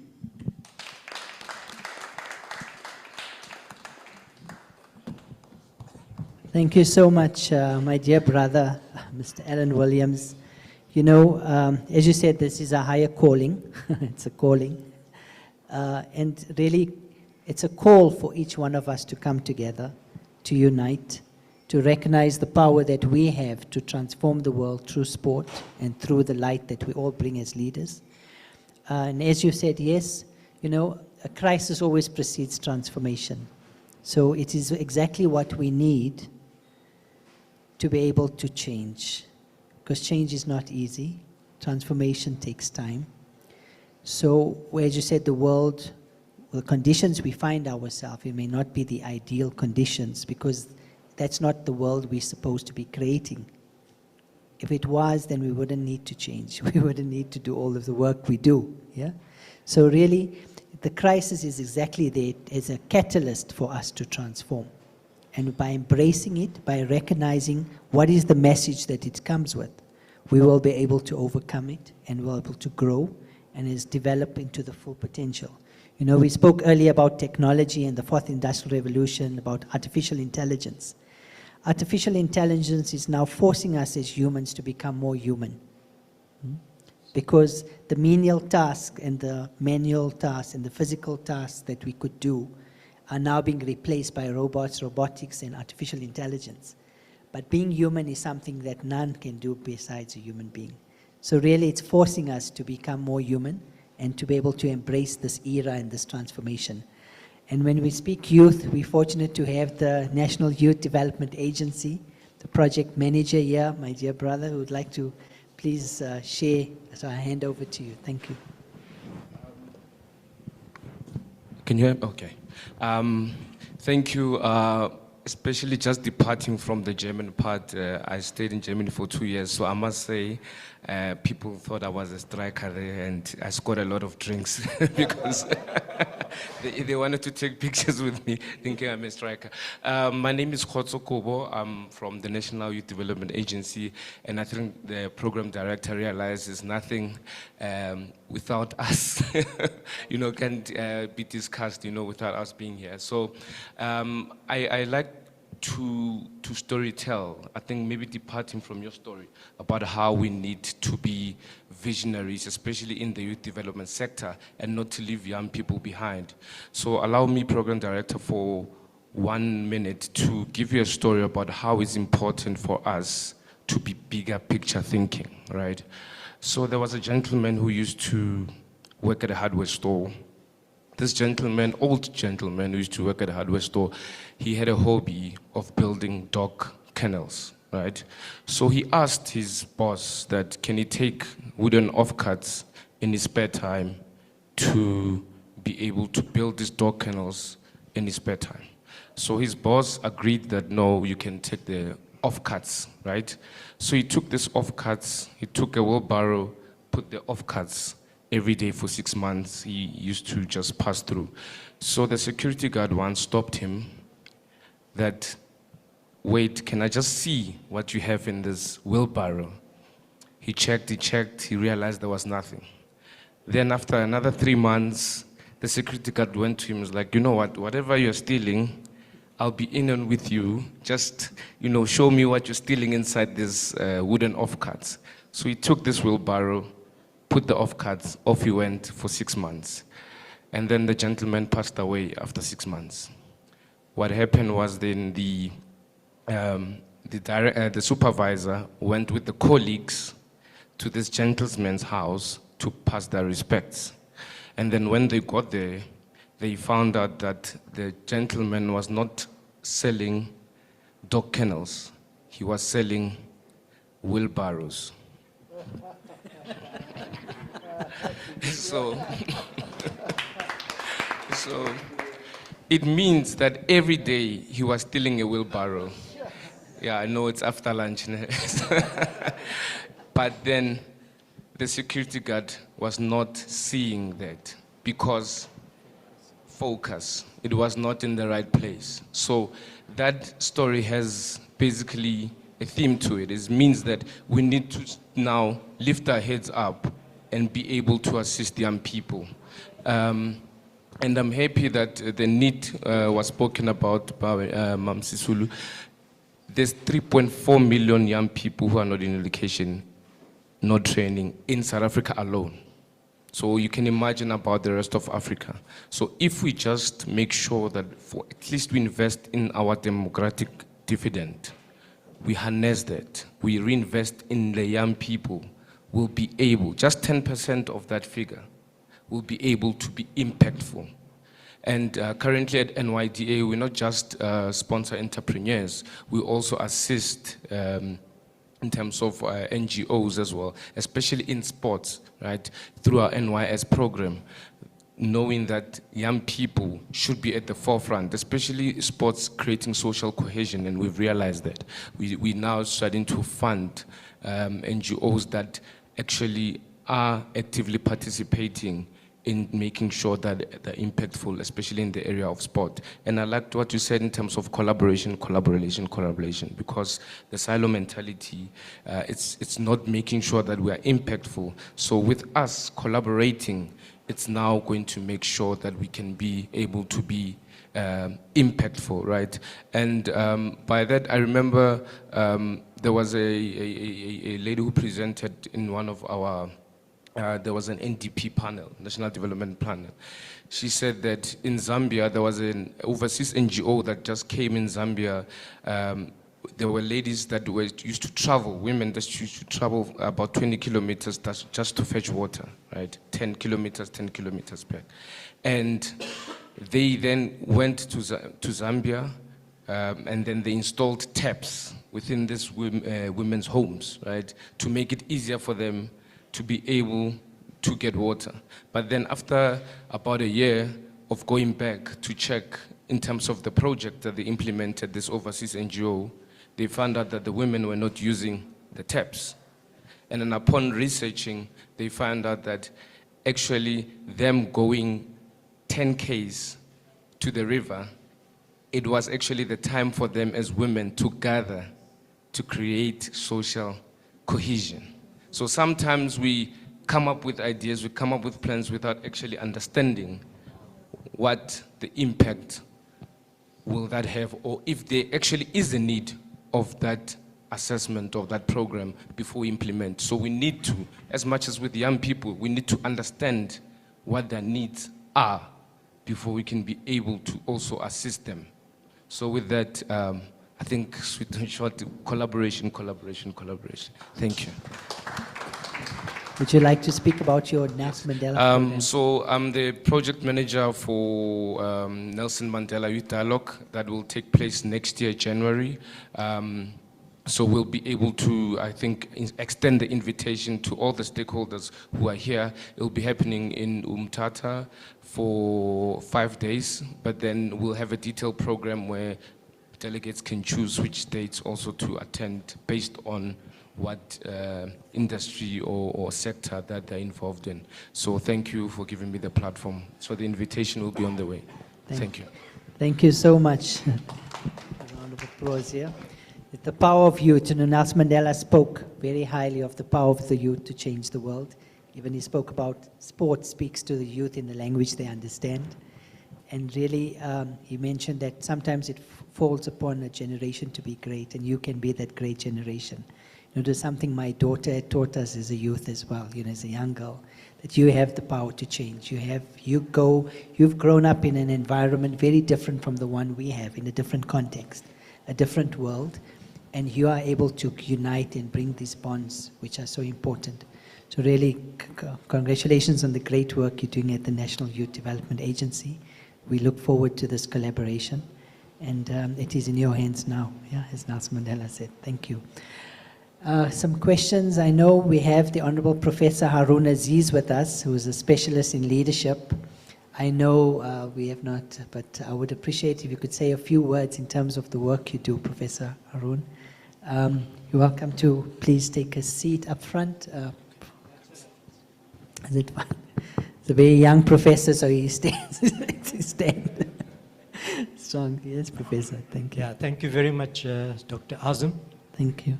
I would like to start in Kenya, then move to China and Japan to show the necessity of mental coaching, which is related to consciousness. Now, in Kenya, we've had an example given already of how resilient those Kenyan athletes are. And they train in the worst of conditions. You go on YouTube, you will see it. And their coach is not a professional athletic coach. He's, I think, a Roman Catholic priest who knows nothing about athletics. But he coaches them mentally and makes them stick to the path. Many years ago, professional athletes based at Stellenbosch University, they went to Kenya and they said, we want to be like the Kenyan athletes. And when you go there, you run up mountains, no tarred roads. If you look at the track, it's sandy patch. And those Stellenbosch University students, professional athletes, came back. They couldn't stick it. I think within a month or 2 months, they came back. Right? So the priest was doing mental coaching with all those athletes. And remember, those athletes, they have very poor diets. They don't have running shoes. They live in poor conditions, all that. Right? So that is the power of mental coaching. The second example I can look at is the one in Japan. High up in the mountains, there's a Buddhist monastery. And it belongs to an order called Tendai Buddhist monks. And they go into education system. But to qualify as a monk, they got to run 70 kilometers for 100 consecutive nights. And there's no roads. They run through paths. There's snakes there. Right. And the frigid Siberian cold air hits the mountaintop. And they run in sandals. And they run in their cloaks. There's no Nikes, nothing. Right? And they eat minimum food. Right? And they make something like, I think, 60 stops on the way for less than a minute to pray. Right? Now, there again, it's mental athleticism. Right? Then we look at the Japanese baseball team many years ago, when Japan was new into baseball. Their coach knew nothing about baseball. He was a Buddhist monk. And he used to coach them mentally. Right? And that's how they rose in ranks in baseball. Right? Then you look at China. In 1980, China was a backward country in all respects, and especially sports. International sports never entered their minds. Then the Chinese Communist Party, they developed a strategy, a sports strategy for all the sports people. And it was summed up as friendship before competition. So even if they lost, they won. Okay, so there was that strategy. Then if you look at martial arts in this country, right, some of the best athletes you will see in South Africa are martial artists, but they are hidden in gyms. Right. I can speak from my own experience as some kind of measurement that Professor was referring to. If a martial artist trains for 6 hours a day, 3 in the morning, 3 in the evening, he becomes of a standard at provincial level.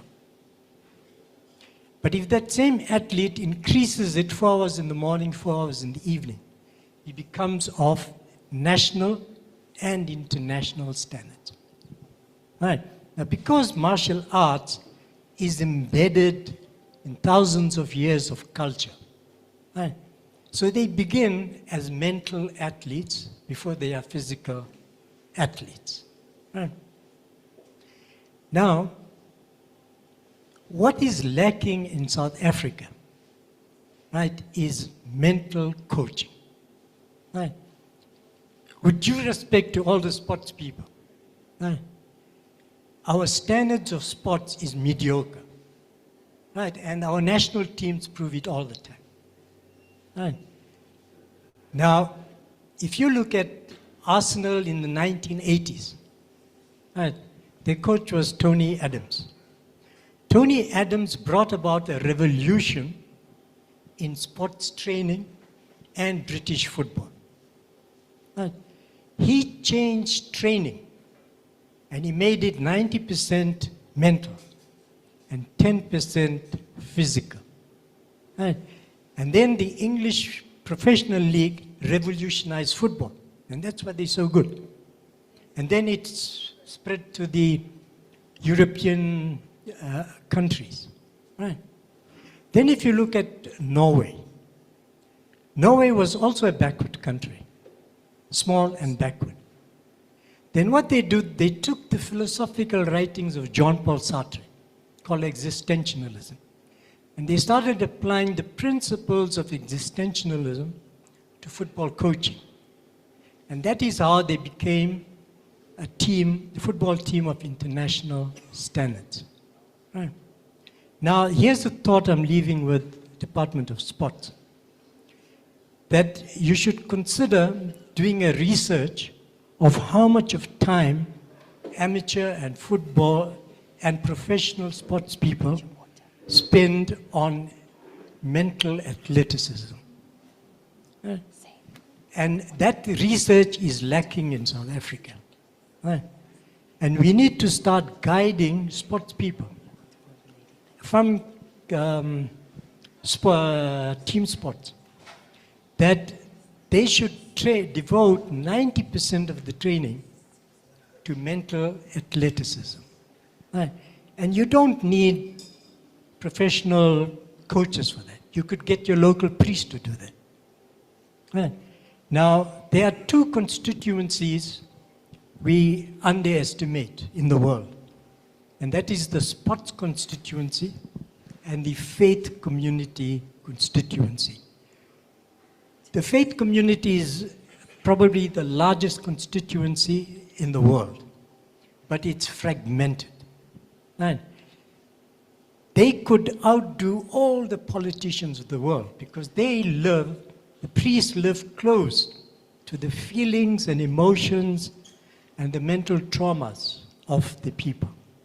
And they are all, without them realizing, they're coaching their followers. Sports has the same thing. You can see now with FIFA, right? But if all the sports put together, they form one of the largest constituency, possibly second to the faith community. So you could utilize people in the community, right? Particularly priests in the communities. Right? So, lastly, Azam always wants me to do this, but I'll do it now. Thank you. Thank you, Professor. Now, by profession, I'm a quantum physicist. And quantum physicists, in recent years, we take part in the transdiscipline of neuroscience. Now, if you know anything about quantum physicists, we are disruptors of knowledge. Okay, we don't accept a lot of knowledge, right? Even Einstein, some of his knowledge we don't accept, right? Newton, most of his knowledge we don't accept. We disrupt all that. And we discover our own laws, right? Now, what has a quantum physicist to do with the mind or the brain? Right. Now, we are very inquisitive people. Right. We want to know where exactly in the neuron is the physical location of consciousness. Where exactly is the physical location of consciousness in the neuron? A neuron is like a universe of its own. Right? And we know in the neuron there is an electron which we specialize in, but we don't know where exactly it is. Right?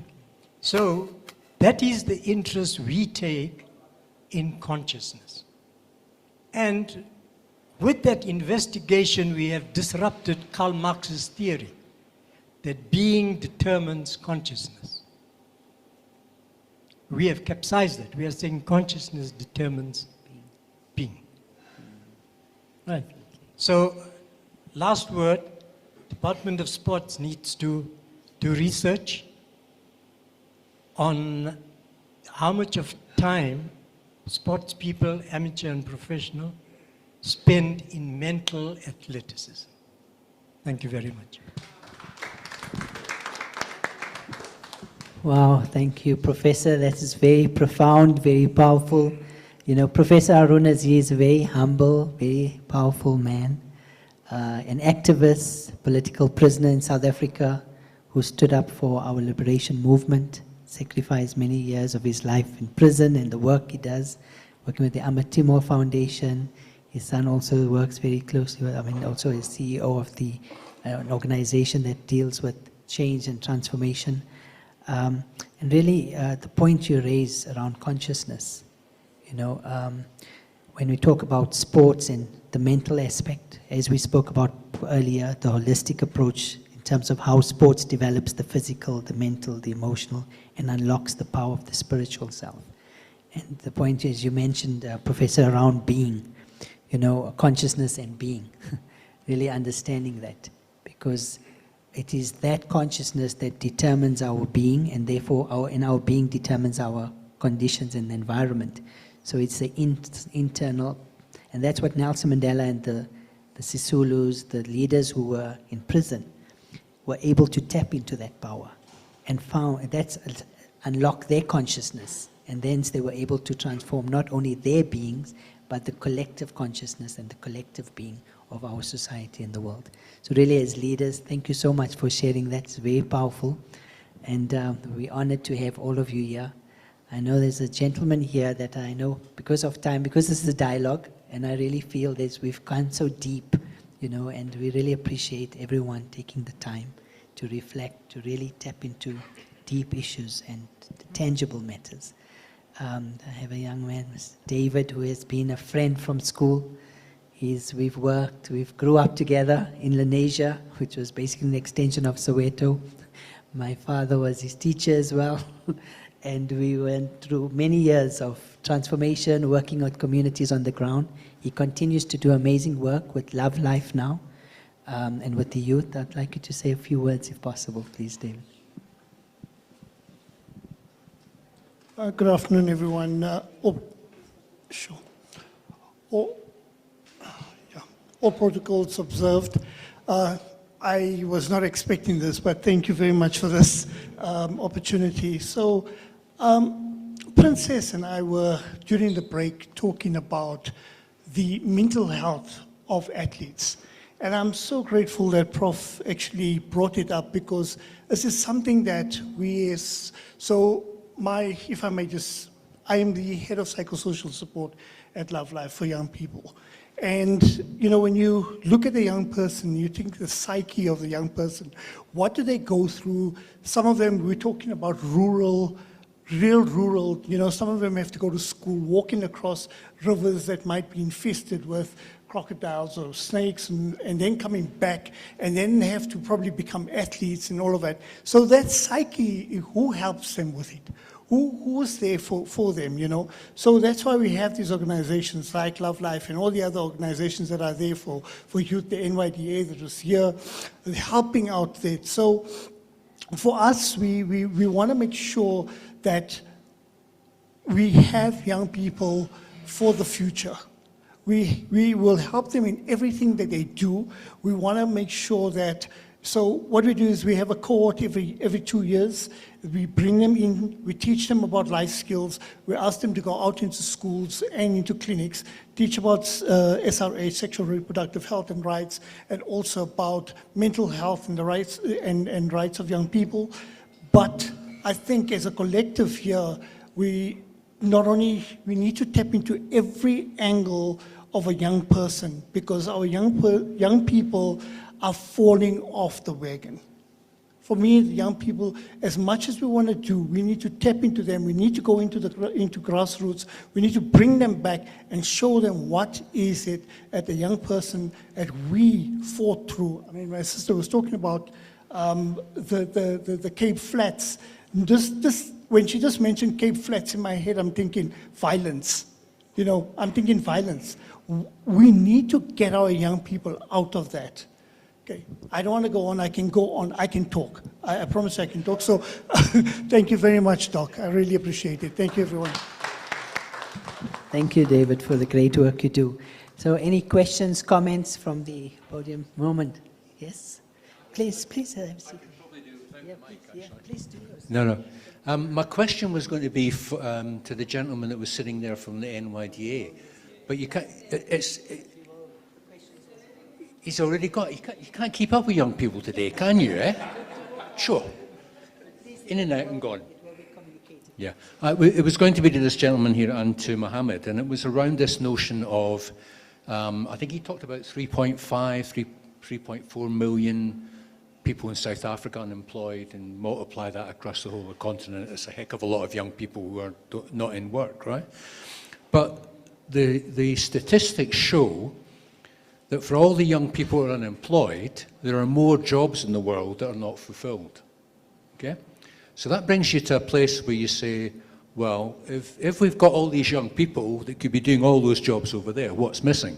And what's missing is the match, it's the skills. Yeah?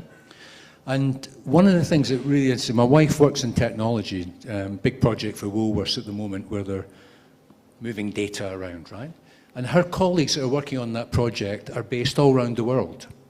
And they don't go into the office, they go on Zoom and speak to each other on Zoom because they're all sitting wherever they are in the world, right? So we're in a new world, you know, and in terms of new ways of working. So what I'm quite interested in is how can sport for development enhance employability, and how can it look at employability through the eyes of the job opportunities that actually exist, and how do we get young people coding, and how do we get young and using the technology, not just using it but actually building it, right? And how do we get young people you know, to make that connection between sport and the technology? So my question is to Mohammed, because I think he suggested that they were doing something in that area. And if any of the other panel have got comments on that, I would like that. Thank you. Professor, would you like to ask a comment or respond? And then respond on there as well. Okay. Mohammed, would you? Yeah, so if I understand your question about youth employability, I give you an example. There is more than 7,789 primary public schools in Morocco. There is no PE classes for 4 million kids. Someone can see it's not good, it's dangerous for the kids, etc., because they don't do PE classes from 6 to 12 years old. I'm seeing a positive thing on this situation because we can create 7,789 jobs. So, sorry, I didn't understand your question very well. So just to give you an example how we are tackling social issues in Morocco to use the power of sport to create jobs, etc. So if you can just... Yeah. Yeah. You know, which is you know, so Microsoft is important because you've got to be able to use a computer in most jobs now, so that's a good thing. But you also mentioned coding, the technology side of it, how getting in behind the computer and actually being able to build programs. And I think you mentioned that you were doing some work in that field. So I was quite interested to know how you're using sports-based programs to reach kids in order to teach them how to code. Yeah. Because if they can code, they'll find a job somewhere. Yeah, sure. I give you 3 examples. We have a strong partnership with the STEM Sports USA. We promote science, technology, engineering, and maths through sports. For example, we say to our beneficiaries how many goals Ronaldo scored 3 years ago, the same thing for Messi, and they start calculate. So we use them to develop the skills of our beneficiaries, but also to give them the necessary tools to develop their technical and behavior skills. Second, I give you an example of one startup created by one of our beneficiaries. He's very passionate about basketball, and he started an academy for blind people basketball academy for blind people. Through our partnership with IBM, he created like a jersey when the people move in the right, so you have like a vibration in the right. So when you are blind, you can pass the ball and you see that someone is in the right. Same thing in other side, and also with the ball, with the song, and also when you take a shot and when you score, you have like a great song, and when you lose, you have another song. It's a program to develop the self-esteem. So we use now sports and new technologies to develop the self-esteem of this kind of, disabled people. Last but not least, we have another example. Some of our beneficiaries developed an application for a bank, Société Générale, for a bank, to bring all the staff of the bank to use this application for a social cause. For example, when they do running the weekend, when they do, for example, 10 kilometers, the bank give $10 or $100 to one NGO. So through this application, our beneficiaries sell this, expertise to this bank, and we use, new technologies for a social cause. Yeah. 3 examples for that. So Okay, Oscar. we could just,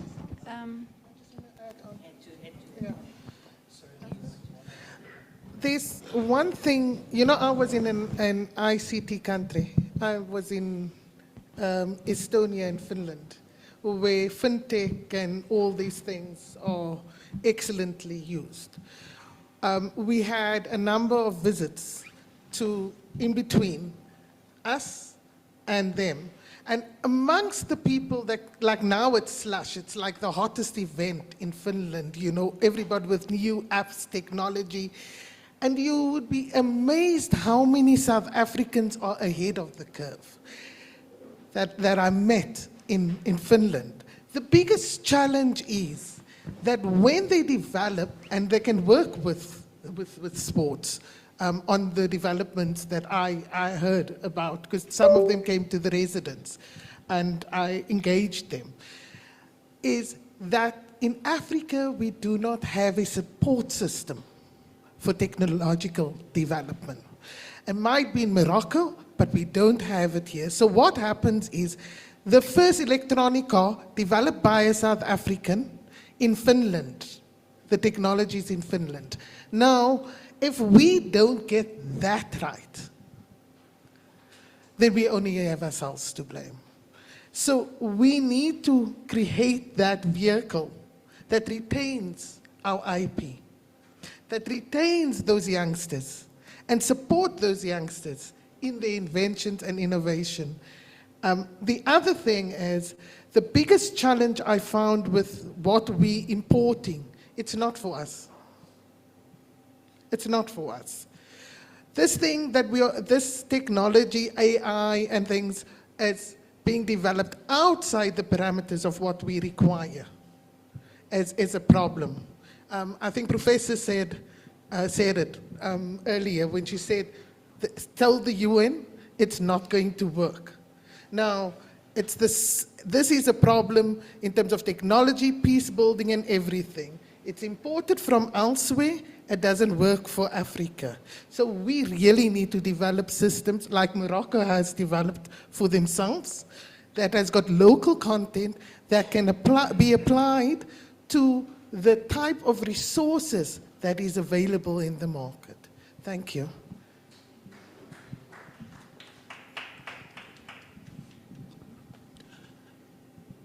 Yeah, my brother Alan, you talked about, we need to change, we need to move. I think it's important that you give yourself permission to understand that as NGOs, as sports NGOs, you are in a better position to provide direction in disruption. Government won't give it. Government are too slow. Education ministries are too slow. You are in a better position to inspire us in disruption. I believe that that's the only way Africa is going to go. You can't follow the script of your colonizer to come out of the colonizing prison. The script that comes from Europe or from America is not going to work for us. Out of this prison, it will have to be disruption. So it's very important that you start to position yourself. And I don't think, and I'm being brutally honest now, I don't think that you are going to provide that disruption by continuously going back to that script, the script of, let's get kids from Barcelona, let's get this solution, because, that's what is there. That's really important. You're going to have to look within yourselves. So just to pick up on this point, for instance, today England and other parts of the Western world are struggling with an aging population. Big problem. We are recalling teachers from retirement. We don't know what to do with the NHS in England. We do not know. But do you know what England has over South Africa and Zambia? It's a good story. We need our good story that says, you have a problem, we have a solution. The solution is we have a young population. And in fact, because we know that you have got all these jobs in IT, we are going to start teaching our children coding over here. They don't have to come to England. They can work from over here because COVID taught us that. You see, this kind of thinking is going to require us to start we have to come out of these silos of Western kind of thinking to really go back to provide a different solution. And some of it might be what Professor Cora is saying. It's not gonna work. So we go to these conferences and we just say, this whole climate noise you're making, it's not gonna work. Because number one, you and the Western society are responsible for the mess we're in. We never have a conversation about that. Number two, the paradigm that you are using to try and solve this problem doesn't sit with the practice. What sits with the practice is indigenous knowledge. In the native societies of Canada, for instance, the person is seen to be at one with the earth. You can prove that scientifically. There is nothing in the earth that's not in your body. All right? So how would you destroy the earth if you are destroying yourself? Now, the Western modernization has a different approach to that. We are teaching our children, we're giving them degrees in engineering because they are competent at destroying the earth. And we are rewarding that. And on one side, we're saying, we are going to solve the climate problem. It's not going to work. I think we need to say it's not going to work because we have to get our own solutions. And then it's not going to work because we need to design our own disruptive ideas from within our places. Thank you. And I think what you're saying is really we need to own our agenda as Africans. Well, I really love hearing what you're saying about the people of Africa are connected to the earth. Now, from my own observation, and my work is dealing with consciousness, and what are you aware of and what are you not aware of? My personal observations from COVID lockdown is I've watched my own grandchildren lose 2 years of social interaction. When you're 6 years old, that is terrible. Africa is not as badly affected as maybe Europe. In fact, the more rural the children were, the more in touch their minds are with the development of their body. I love the Sport for Social Change network because what is happening with all these wonderful Zoom seminars, The minds are developing, the technology is developing, and you switch off and the people are sitting in their pajamas in a kitchen with no washed dishes. And it's all very well to develop the minds, but if you don't let the bodies keep up with where the minds are, you have got a debilitated human being. So I find it extremely exciting that by bringing movement and sport and connection, the people learn to have their mind where their body is, instead of having this dichotomy of being. And it's only when you are connecting with the bodies and the sweat and the smell and the movement of human beings that you actually get to connect with their souls. Otherwise, it's an electronic connection that goes whoops, and you can brag, I have 3,000 friends on Facebook, and you've got nobody to give you a hug when you're sick. Okay. Thank you so much. People, you know, this is part of a series of dialogues, you know, the Mandela Talks program. There is another function which begins here just after 4. So they would be now preparing for that, and we'd really like to close with the vote of thanks. We'd like to thank each one of you here, to our sponsors, our partners, to Sports for Social Change Network, our partner, the African Union Sports Council, our esteemed panelists from all. Because of time, I wouldn't go through everyone, but know that we really appreciate, we honor your commitments, your contributions, your time, and really. One of the things we mentioned, one of the outcomes of and objectives for this session was to launch the collaboration and this partnership between Leading Like Mandela and Sports for Social Change Network, and developing a sports center of excellence in Africa. And this is, you know, when I've been listening to the discussions, this is one of the aspects. They said there's no sports university, there's a faculty. But this goes beyond the faculty or university. It's actually about developing leadership through sports and within sports, yeah, and through that sustainably developing the continent. So you are all part of this journey. Thank you for initiating and working with us. We launched this with you. We draw on the positive and powerful knowledge, energies, and experience and expertise of each one, and really it is in your hands now. So I'd like to thank you. There was one acknowledgement. His Imperial Highness, Prince Estefano Mateos from Ethiopia. He unfortunately could not make it here. I know we spoke last night, but there was just a message from him. And as you know, he is a descendant of King Solomon and the Queen of Sheba. So that is the kingdom that he represents, and the lineage, the powerful African lineage. So he's been walking this journey with us for many years. And also the Emperor Milenik, in terms of the Battle of Adwa. You know, he began in 1896, the Battle of Adwa, with liberating the people from the oppression and any form of oppression in the continent. And that sparked off a series of other country leaders, African leaders rising, and countries to say, yes, we can be free. So really, it's in our hands now to liberate ourselves in our minds and our hearts, and to work together for the great work that you so. We look forward to hosting each one of you at the awards tomorrow, to celebrate that celebration, all the great work we do. And it's really important. So thank you. Appreciate it. Would you like to say a few words to close? Vote of thanks. Thank you. Travel safe, and we hope to see you soon. Thank you.